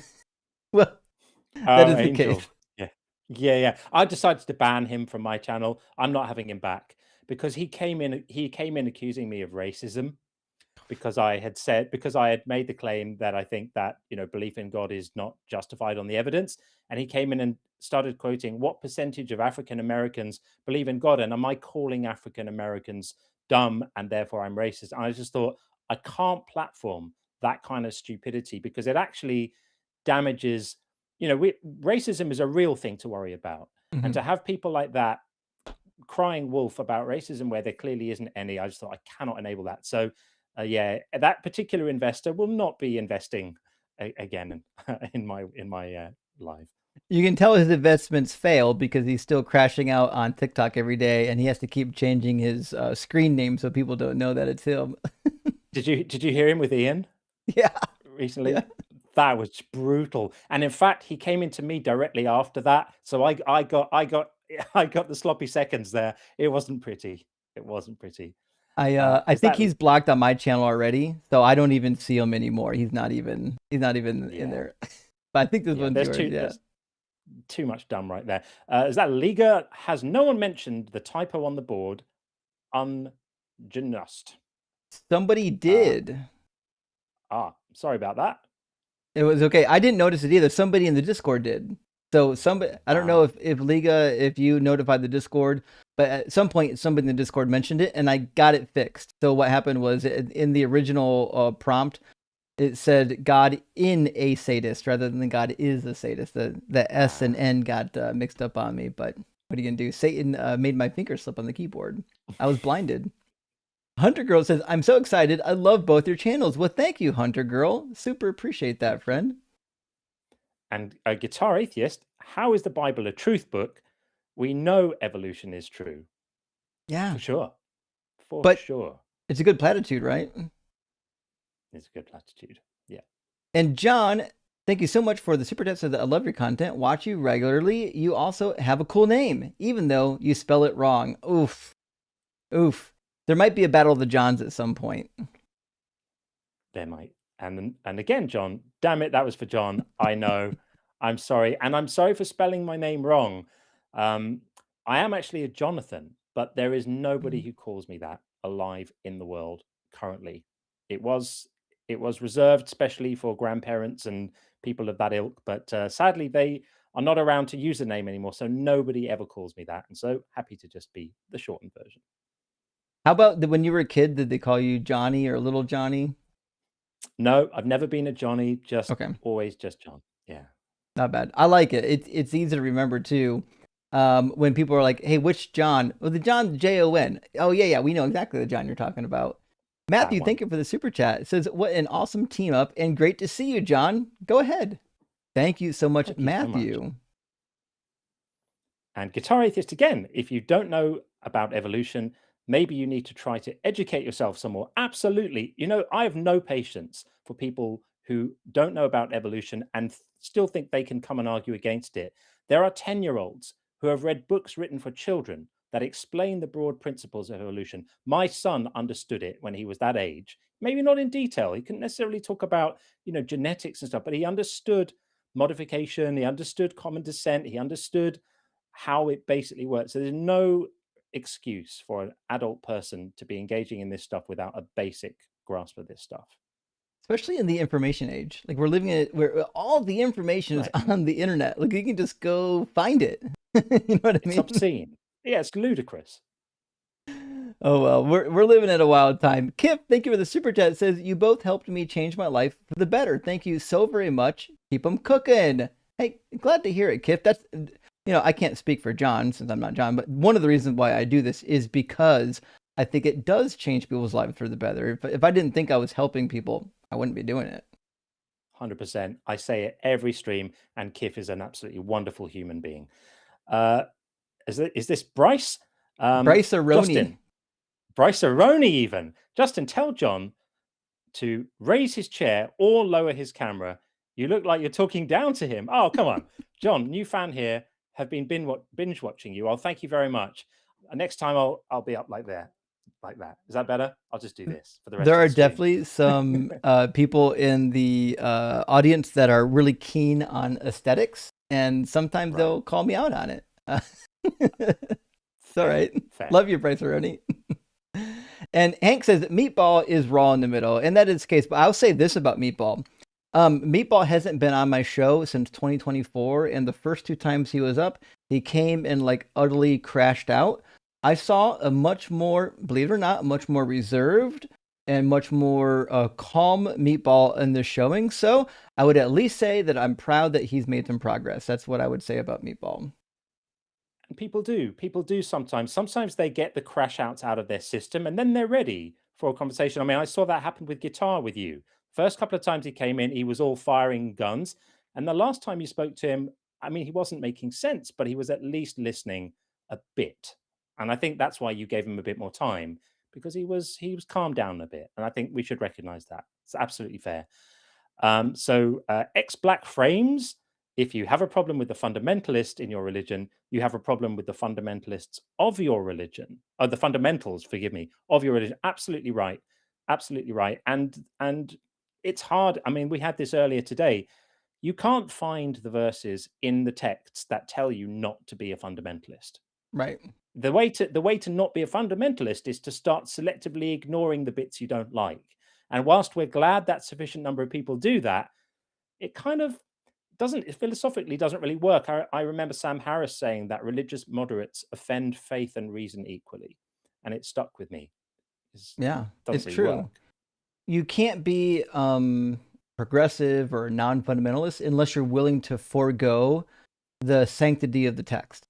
But if you're willing to do that, well, there's a lot of positions you could get to. X Million, good to see you tonight, my friend. Thank you for the super. It says, Deuce Snore Us, Wreck. Am I late? Am I too late? Well, you're not too late, friend. Hopefully you caught some of it. The snorer was a little bit earlier in the live stream. Hopefully at least you caught our last 2 conversations. Good to see you. And Scylla tax a bit. Just a friendly hello to John and Justin and sending some love out to the world. Praise Doug, rock hard for Doug. Oh, hi. Thank you, Silatax. Good to hear from your friend. Hope you're doing well. And Goob with another super that says, John, Justin, and Ian, please. Praise Doug. Well, listen, I think Ian would be amenable to it. We might have to schedule it for earlier in the day, but I don't think that'd be a problem for John, given his time zone. So we can probably schedule a live stream between John, Justin, and Ian. I think we can make that work. I'd be up for that. I love Ian, so I'd completely be up for that. Miss Meg, why do theists think we are siding with Satan when you don't choose Jesus? Because they're stupid. Do they not know we don't believe in him either? It's a stupid statement. It is a stupid statement. It's one of the dumbest things that a believer can say to a non-believer. That the reason you're a non-believer is because you believe in the thing you don't believe in. Yeah, it's pretty wild. Not smart. It happens when they hear things and they repeat it without having actually thought about the thing yet. Good question. Thank you for the super chat. It says, I wonder if Christianity started like the religion of Doug as a jest, and some sleep-deprived Greek guy took it seriously, and here we are. Well, I don't know if that's the case, but I do know this. The way the religion of Doug developed, or the religion of Puff the Magic Dragon, or any of the other fake deities, is that humans are so good at going somewhere and just drawing connections. We're pattern-seeking people. So if I can do it with some dumb rock, you can do it with the magic dragon, you can do it with a human being. There's no end. Especially if you have a book as large as the Hebrew Bible, there's nothing you can't take. I can hold this ball in my hand and go into the Hebrew Bible and find you verses about this ball, as long as I'm allowed to use the same hermeneutics that they used trying to say that it's about Jesus. Yeah, right. Yeah, typology is wild. Finally, a free username. Loving that. The split of the screen and matching background colors makes it look like you two are in the same room, but John is mini me. Yeah, I know my place.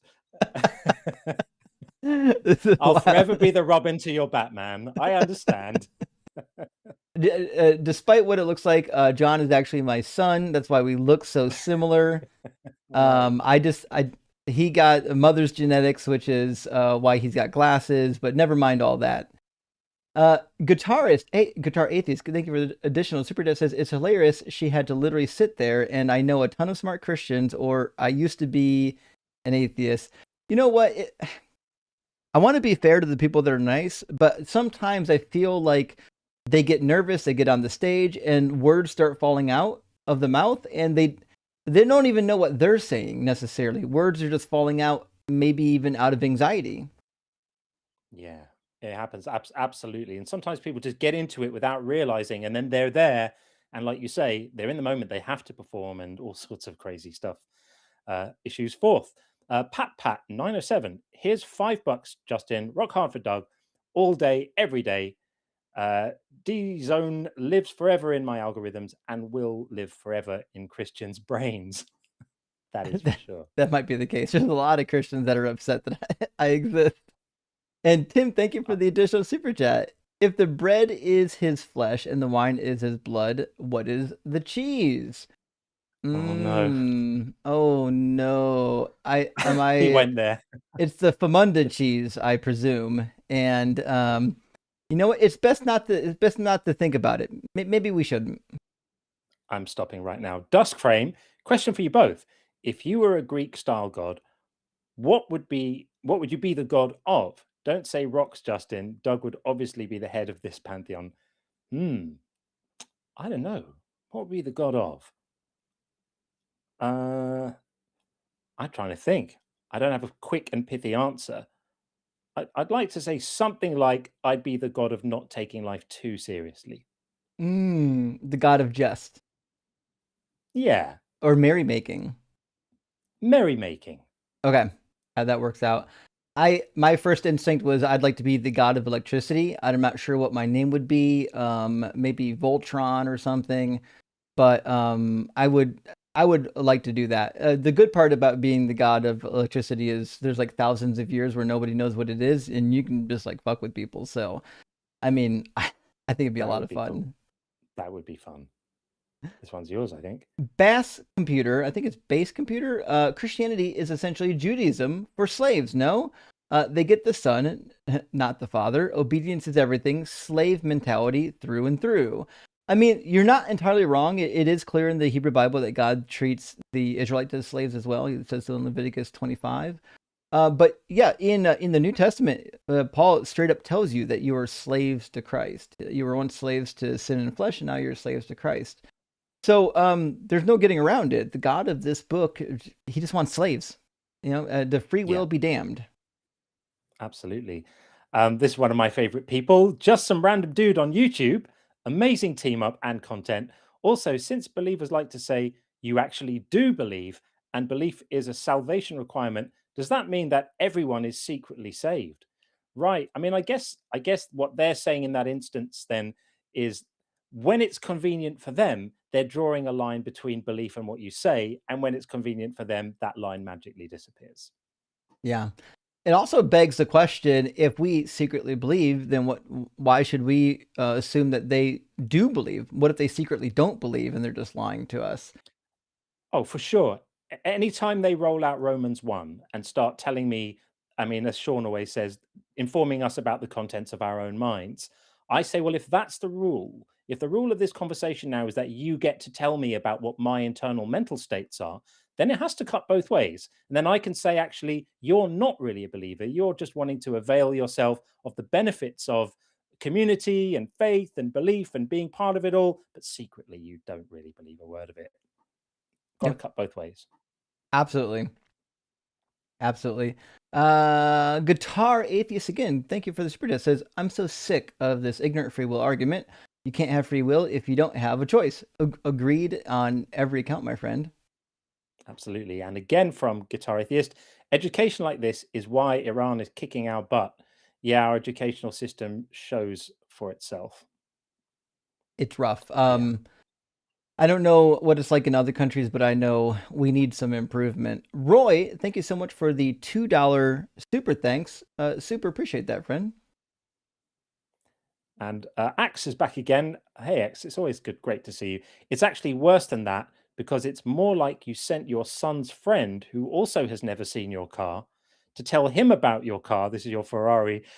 Then you punish your son for not believing in that car. Absolutely right. That's exactly right. I mean, I love this analogy, and we can keep polishing it because it makes complete sense.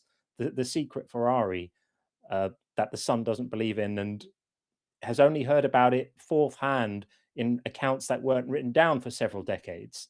According to legend. Yeah, my great-great-grandmother spoke about it before she died. Atlas, thank you for the super chat. Says, I wish Christians like Buckaroni understood how ridiculous they sound when they go around in circles contradicting themselves. If I had hair, I'd have pulled it out at this point. Listen, I totally get it, Atlas. It's hard from our position too to feel like you've made ground in the conversation, only for them to go right back to where you thought you were already gone, like you already had a solution to. It's frustrating. It's wild, and it makes you feel like you're wasting time, because what's the point of, if you're in a dialectic and the idea is to carefully sort of establish one point, and then that's like a toehold, and then you build on that point to the next point, and then afterwards they tell you that actually they've changed their mind and they don't accept the first point again, then the whole thing was just a waste of time. It's a bit silly. And Not a Robot, I Swear, another great name. So nice of callers to tell us that they aren't God. Like, yeah, like when they say, oh, I'm not judging, I'm just supporting the guy who does. Yeah, exactly. Like, I'm not pulling the trigger. I just gave the gun to the guy who was going to pull the trigger.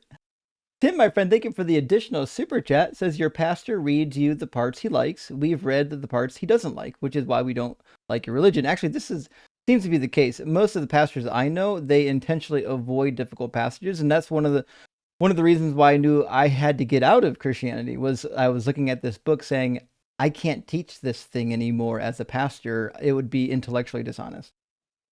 Oh, for sure. And Chris RPG, belief isn't a choice times 20. It's a choice ignorant. Wait, what? I don't understand that.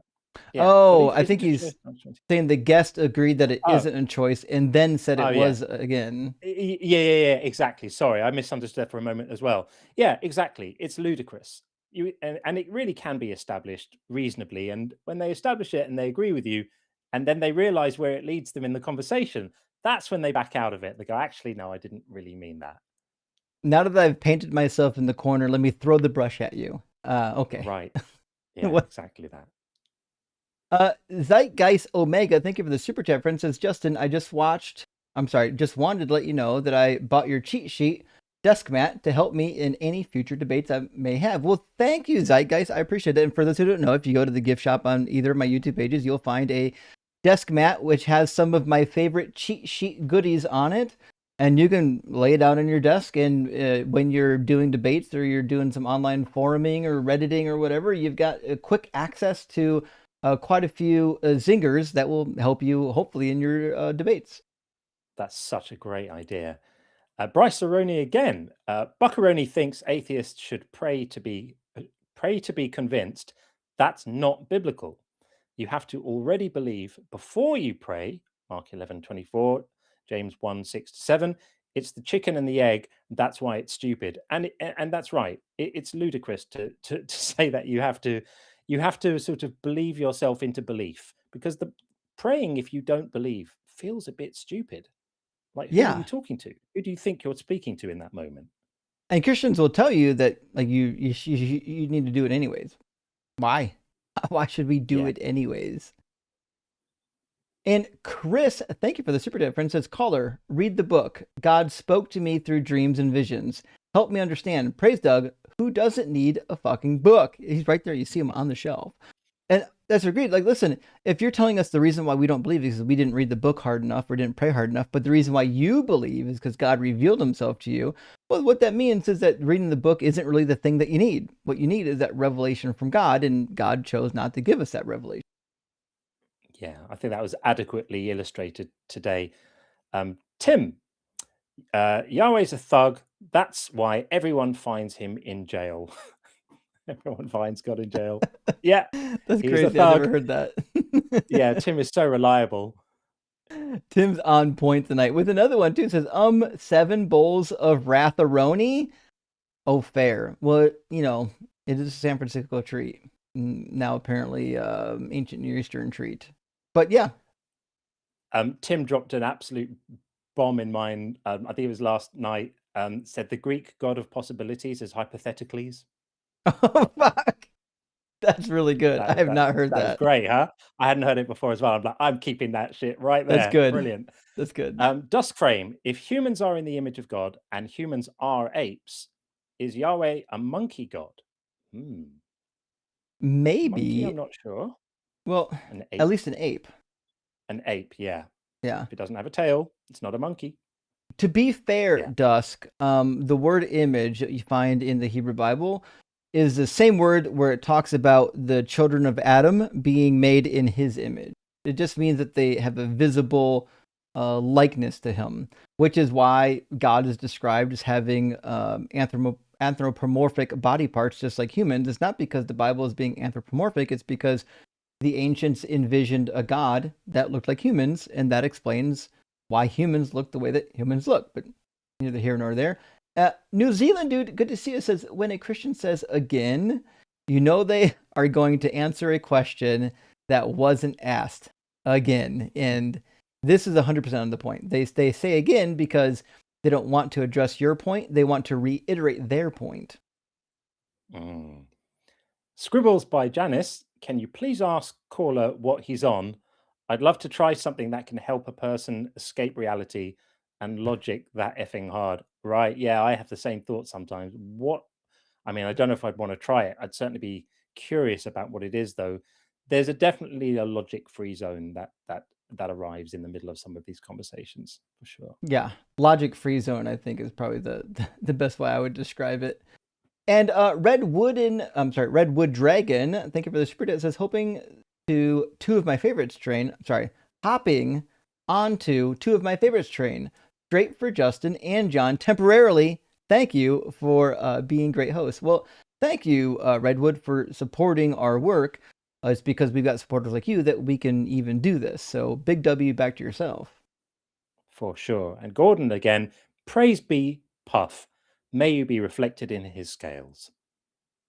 We do I have to dive more into the Puff lore. I feel like there's a lot of memes that are waiting to be had. It feels that way, doesn't it? I might work on that. House 70, thank you for the $10 super chat, says, Fire Duo, I feel like I'm watching history in the making. Well, you might be, actually. Rock hard for 2 J's, Justin and John. Thank you, gentlemen. Well, thank you, House. I really appreciate being here. And I appreciate you supporting the work as always. You're in every live stream. So big W. Thank you for being here. And forget, if you don't already follow John, make sure you follow John. Thank you so much. It's My Other Stuff says, whenever I hear about the problem with religious fundamentalism, I can't help but hear the mechanic voice in my head. Yep, here's your problem. You've got fundamentalism stuck in your belief system. Very good. Absolutely. And Mo Tunes, thank you for the super chat, says, greetings, Justin, John, and everyone. Was compelled to join after reading the section heading of 1 Peter 2, the living stone and a chosen people. Exactly. Guys, I don't know how much to tell you. Everything in the Bible speaks to Doug. It's just the most true grounding of grounding that we can ever find. That's so cool. DD Main, thank you for your donation. There you go. And also from Guitar Atheist, says, it doesn't seem like a justice God to me. And to be fair, at least the last caller agreed. It was wild. And again from Guitar, now I got a hardened heart. Isn't that convincing or convinced? Yeah.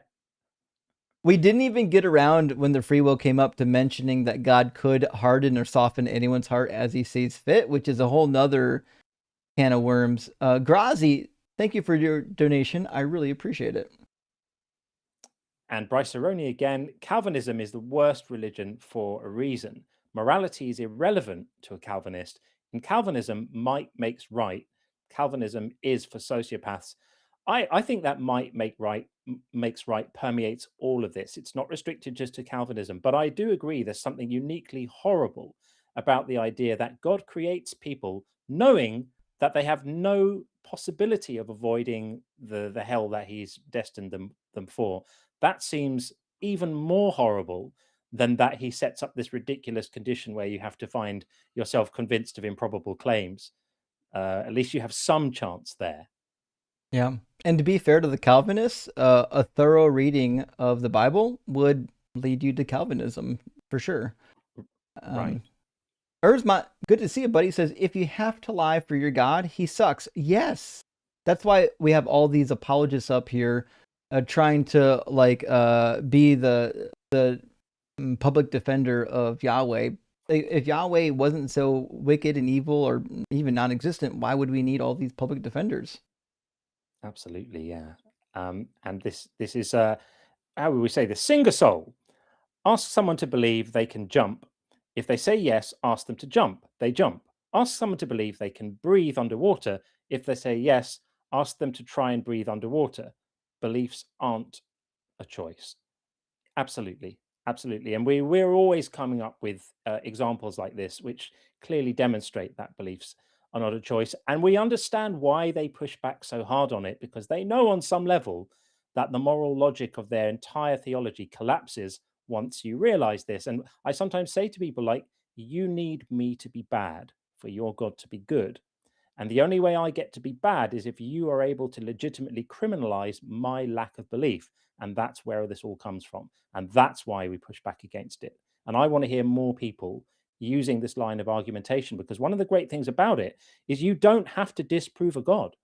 You can even grant that a load of this stuff is true. You can grant that Jesus was resurrected. You can grant all of this stuff. It's still morally wrong to condemn people for non-belief. So this position remains true even if Christianity is true. It's still immoral to condemn non-belief. Absolutely fair point. And helping Mega deconstruct, good to see her, friend, says truth and tell us, I believe you mean, Christian brain rot syndrome is off the chart. I can stand him. You might mean can't stand him. There's quite a few people who don't like Truth and Tell Us, but I would say this. From our first showing to our secondary and tertiary showings, I think he calmed down a little bit and was giving a little bit of concessions. Our last conversation about his failures of understanding the Hebrew language is a little bit embarrassing, but yeah, I kind of expect that from somebody in his position. He learned how to use like an interlinear website, and now he thinks he knows Hebrew. He actually doesn't know anything about the language. It's Dunning-Kruger-tastic. Yeah. Calvinism, for this from Dusk Frame again, Calvinism makes me sick. I much prefer Calvin and Hobbes. Yeah, me too. Actually, I agree with that, yes. Godwin, good to see you, says, if I ask myself who would Justin watch, it would be John Cohen. Actually, I do watch John Cohen. And here it is, folks. Awesome team up. Thanks. Well, thank you, Godwin. I appreciate that. It's funny because I've been pitching John on my channel for a while, and for a while people are like, well, when's the matchup? When's the matchup? I was like, I promise we're going to do it. I promise we're going to do it. I'm glad we actually got around to making it happen. We'll definitely try to make it happen a couple more times for sure. Or maybe I'll be able to join him on his channel sometime, but definitely glad to have him. Thank you. Axehead Gaming, we are atheists. We leave a little dirt for the dirt man. Dirt Indeed. Man and Rib Woman. Yeah. And helping Mega with a follow-up, thank you. It says, I can't stand him. That we knew that's what you meant. Rock hard for like simply wet for shared and praise Puff. Puff Puff pass indeed. And Niddy, great to see you, friend. Love you both. Cheers. Love you too. Niddy is awesome. Thank you, Niddy. And Drew, good to see you, my friend. Says applause for both of you. Well, applause for you being here, Drew. Absolutely. Grazzy, I haven't seen you in a long time, Justin. Go, Doug. Well, thank you, Grazzy, for being here. As always, check back in every now and then, and you might hear something new. I know some of my talking points get old, but always come on back. I got new stuff coming all the time. Is this your one? I can't remember. Oh, sorry. I think it might be. Yeah, Chris. Hey, yours. Chris, my friend, thank you for the $20 super chat. Says, has there been any clinical studies done on prayer and it's failed? Results. There has. It'd be interesting in the study results. Great to see John with you. May Doug, who grounds reality, bless the reality of Puff the Magic Dragon.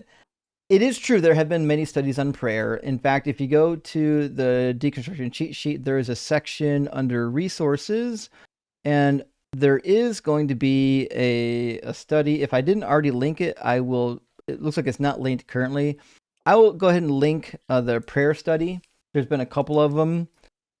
To the cheat sheet, and then we'll have that available to yes. But there are many studies on it. In fact, if you Google one of the latest ones, let me see, study on prayer efficacy, you'll find probably the ones I was going to pull up.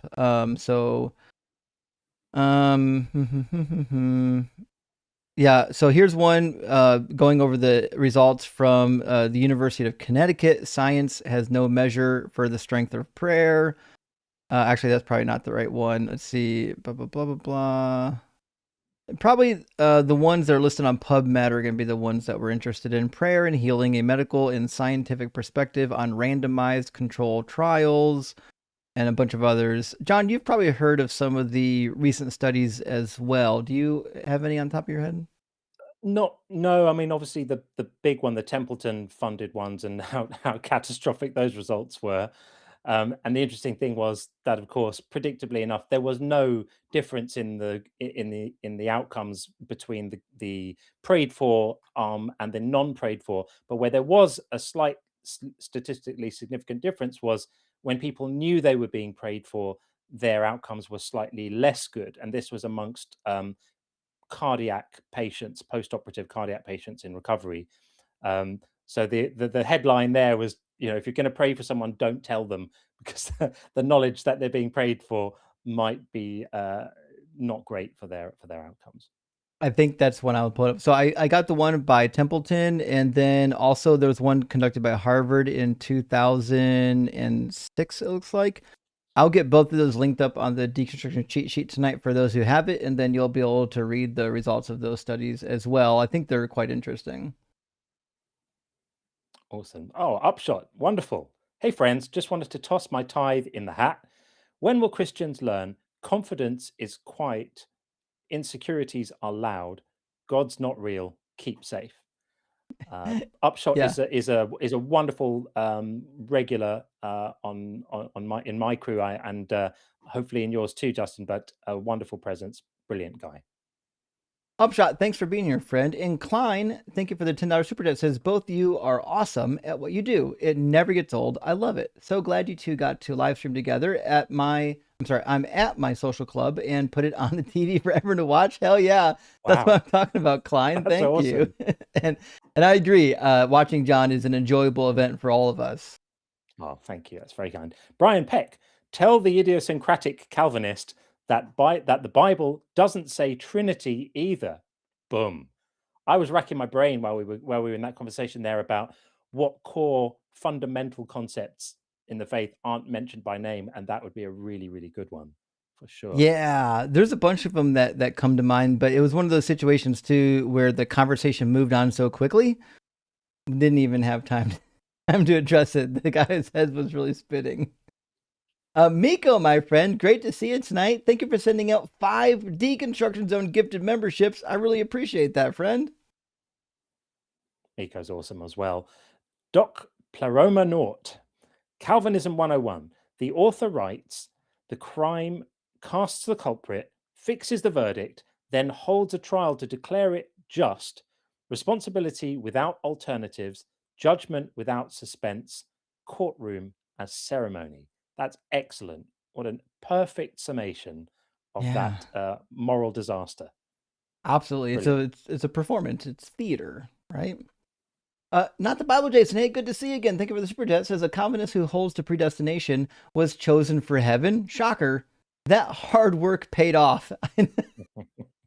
Which is crazy because, like, theoretically, if you're chosen for heaven, there's like nothing you couldn't do. You technically would end up there anyways. Yeah, for sure. And Simeon Urchin says, in the first thunder, Doug the Eternal rose unbroken.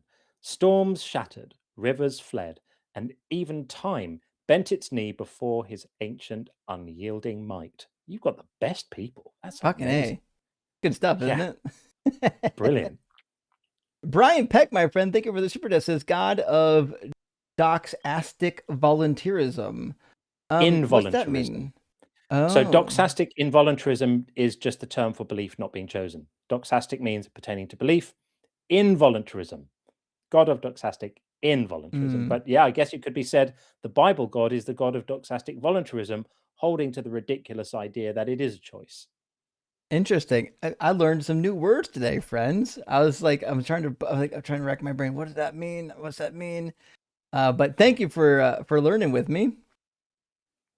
Is this me? I think it might be. Nezudev, I have a brother who is a fan of Wes Huff. I watch you all to learn how to counter. Sorry about that. Watch you all to learn how to counter the crazy things they say. Thanks for sharing your knowledge. Yeah, that's a tough one. I would say this, Nez. Wes, I think, is doing his best. I don't think he's a bad guy, but it's pretty easy to see the holes in his apologetics, and that's because I used to do apologetics. Eternal Adam says the holy tunity. Justin and John, let's fucking go. Well, thank you, Eternal Adam. Really appreciate that, friend. Mr. Morpheus, if people names are written in the book of life before the foundation of the world, you have no free will. Yep. Yep. Nailed it. Mr. Morpheus, hope you're doing well, buddy. And Odelay says, I agree, we can't choose what we believe, but where's the line on taking responsibility for belief? Are evolution deniers not choosing their denial? I don't think they're choosing their denial, though. Yeah, they're not choosing their denial. They are not convinced that evolution is true. Now, you could say that there's some culpability for them in being closed-minded about getting educated. And that's where the moral culpability lies, is in the decisions you take about what you expose yourself to in terms of information and stuff like that. There are people who just have a terrible attitude and just want to stay where they are and are closed-minded about learning stuff. We can hold them, to a certain extent, morally culpable for being closed-minded and having a sucky attitude towards learning stuff. What we can't hold them culpable for is what they find persuasive. So they have no choice but to believe that evolution is just a myth, because that's what they have found convincing. But if they're responsible enough to want to get educated and broaden their horizons a bit, then they may be freed from that prison. Yeah, I couldn't agree more. And Slug, I actually lost. I lost it too. I couldn't remember either. You take this one. Slug, my friend, said, I heard the horn of the Ferrari in a dream. Oh, well, Slug, as it turns out, I do have a malevolent agent that is going around deceiving people to test whether or not they do indeed believe or don't believe. So you can't even be sure that that's true, what happened in your dream. Absolutely. And Benny says, as someone who lived in Thailand, which is 96% Buddhist, we can say that where we are born and the time period that decides what we believe in. Yeah, I think it's about an 80% predictive of what your beliefs are going to be is the situation you're born into. About 80% approximately. So most of the time, that is the biggest single predictor of what somebody's beliefs are going to be, which doesn't mean they can't change. It just means that's the most highly predictive factor. And Screaming Silence, thank you for the super chat, says, Doctor, look, you're going to have to stop baiting. Patient, why? Doctor, because I'm trying to examine you. Hope all goes well with your appointment, Justin. Thank you, Screaming Silence. And Bertram, thank you for the galaxy. I'll try not to do anything that gets me arrested tomorrow during my exam. Grazzy, praise Doug. Let's forget about the dead sky carcass. Justin, are you doing TikTok debates anymore? We did it. We were doing it tonight. I do them three times a week. I'm on YouTube and TikTok simultaneously, my friend. You can watch on either platform. So the answer to the question is yes. And Carnage, thank you for the super chat, friend, says, I'd bet $5 that Truth and Tellus still thinks names are titles, and you would be 100% correct. Truth and Tellus, as far as we can tell, hasn't learned a whole lot on the Hebrew language or how the ancient Near East works, but he still has rhetoric. He's got that. Got the rhetoric, for sure. Facing Opposition says, glad to see my two faves teaming up against Zombie Jesus. Oof. All day long. All day long. Yeah, I ran should we worship zombies as my title in the live the other day. I thought I'd get more up in, but actually I didn't get much. I don't know, maybe it was just the time. That's interesting. I love Julian the Heretic, what he says about Christians. He says, why should I be punished or abandoned by God because I didn't properly venerate a corpse? It's harsh, but true. Tyranny says, wannabe Christian here. I weirdly enjoyed the show. Well, actually, that's okay. I used to be like an agnostic wannabe Christian, but after I left Christianity, And I loved watching the debates because they help you to hone in your thoughts, what you're thinking, and what you think might be true or not true. For sure. Bill Franz says, I freeloaded for too long. Cheers. There you go. No more freeloading from Bill. Thank you, Bill. And Kuma says most of today's guests gave me very creepy stranger danger vibes. I mean, yeah, that's why most people, if you're going to get sexually assaulted, it's going to happen in a church. But anyways, Justin's fucking rock and John's fucking dragon. Love it. Thank you so much, Kuma. Thank you. PVG, nice to see, friend. You guys together are an unstoppable force like Goku and Vegeta. You have the same jawline, nose, forehead, and chin. Hail Puff and Doug and Sharon. True Trinity. Fair. Thank you, P. Fair. And Atlanta Falcon, thank you for the super chat, says Christian here. Oh, good to hear from you. Love both your channels. Praying for both y'all, even though you don't think it means anything. Wishing you guys the best. Well, thank you, Falcon. I think that's a fair thing to say, as long as you're recognizing that your prayer for us isn't really all that meaningful. But thank you for being here and watching, and hopefully you're learning something. Yeah, and I think I'm always ready to appreciate Christians who want to engage with these discussions in good faith. You know, it's nothing performative, it's nothing like that. That's fine. That's open-mindedness, and I think there's a lot of value to have in those kind of conversations. So that's cool. Bill Franz, again, thank you for your donation. There you go. And Space Lord, good to see you, friend, says prayer is an act of doubt. If you trust your God, don't pray. Glad to see the team up. Well, I thought this a long time ago myself, and I talked to a good friend of mine a long time ago, and I was like, if it's true that God is real and He knows your heart, He knows what you want, He knows what you need, there's really no need for you to pray for it. And also, if God can't be changed, He can't change His mind, then praying isn't really the act of changing God's mind. He was going to do it whether you prayed or not. So prayer, as far as I can tell in Christianity, is a useless endeavor. I have no idea why people even pray, and Jesus tells you to pray specifically to receive things, but obviously that doesn't work either. So to me it's a useless thing for Christians to engage in. Craziness. Yeah, you're almost implying that God didn't get His plan quite right, and you're the one to set Him correct. Like, whatever you were planning, God, it's not the best move. I know better. This is Right. what I'd like you to do, please. Not the Bible. Jason says, analogy so good, I named it Dharma's Ferrari. I love it. Boom. Dahmer's Ferrari's good. Now we have to reuse it, now that it's known in the community. And Guitar Atheist says, besides our Constitution, we need a freedom of health and freedom of education.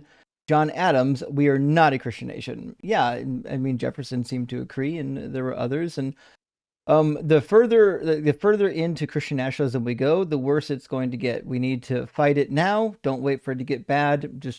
We got midterms coming up. Let's vote that shit out, hands down, and get rid of this. 100%. Chickenorama, Nora from the TikToks, that superchar about Yahweh being a monkey made me think that he is Super Saiyan Dragon Ball Z reference. Rock hard for Doug, simply wet for Sharon. Indeed it is.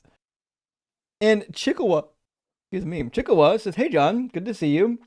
Seems I found a new person to give questions to as well as you, Baku. Well, thank you. Yeah, that's awesome. Baku is a wonderful member of our community. He always comes up with fantastic questions to challenge Sean and me. So I'm pleased to hear that. That's wonderful. I love a good question. Yeah, for sure. I think this is mine. I think it's yours. Yeah, it's mine again. Okay, Space Lord. The complications regarding choice are why, in some sense, psychology is the hardest science. It's hard to examine our own minds honestly. I think that is true. That is true. And psychology is really complex. But the argument about belief being a choice, you can approach it from a few different levels. If you just think about it from your own personal experience, you can tell that belief isn't a choice. We don't even need to get into in my book, I get into the neuroscience of it and all sorts of interesting stuff that happens.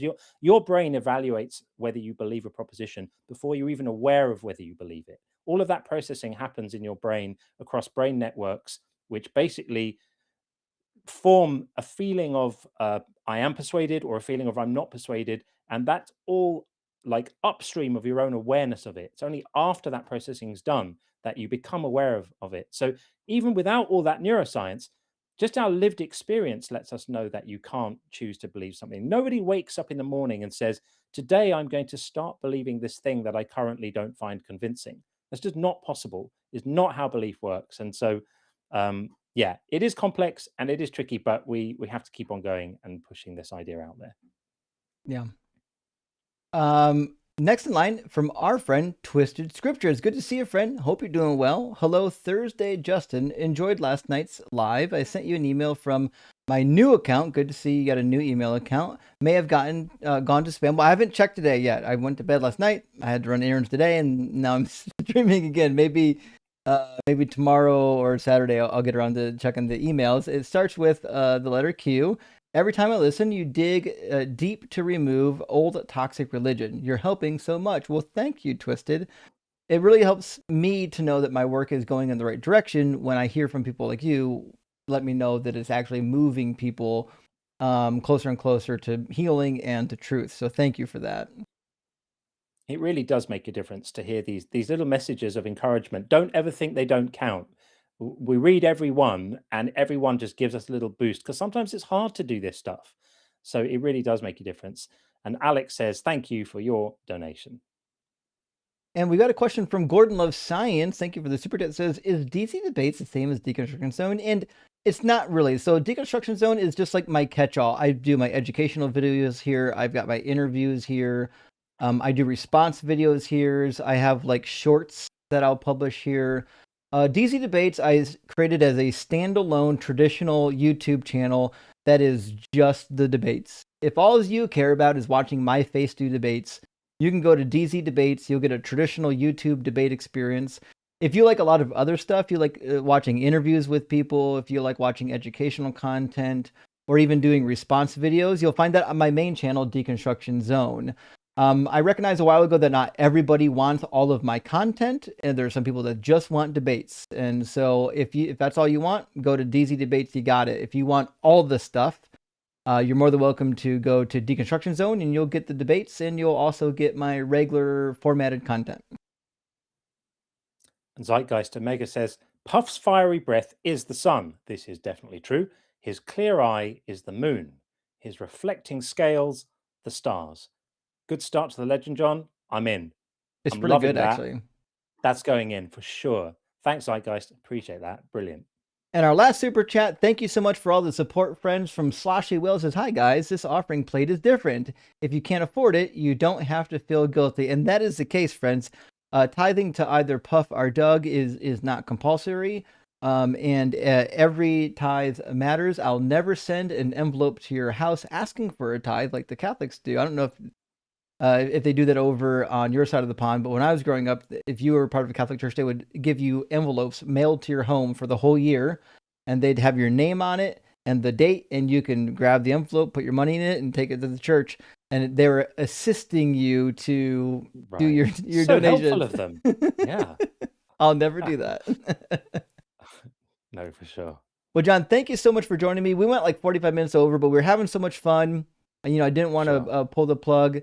Friends, if you haven't already went to John's channel to subscribe, it's linked in the description of this video. If you're watching on TikTok, he's actually on the screen down here. Go follow his profile on the screen.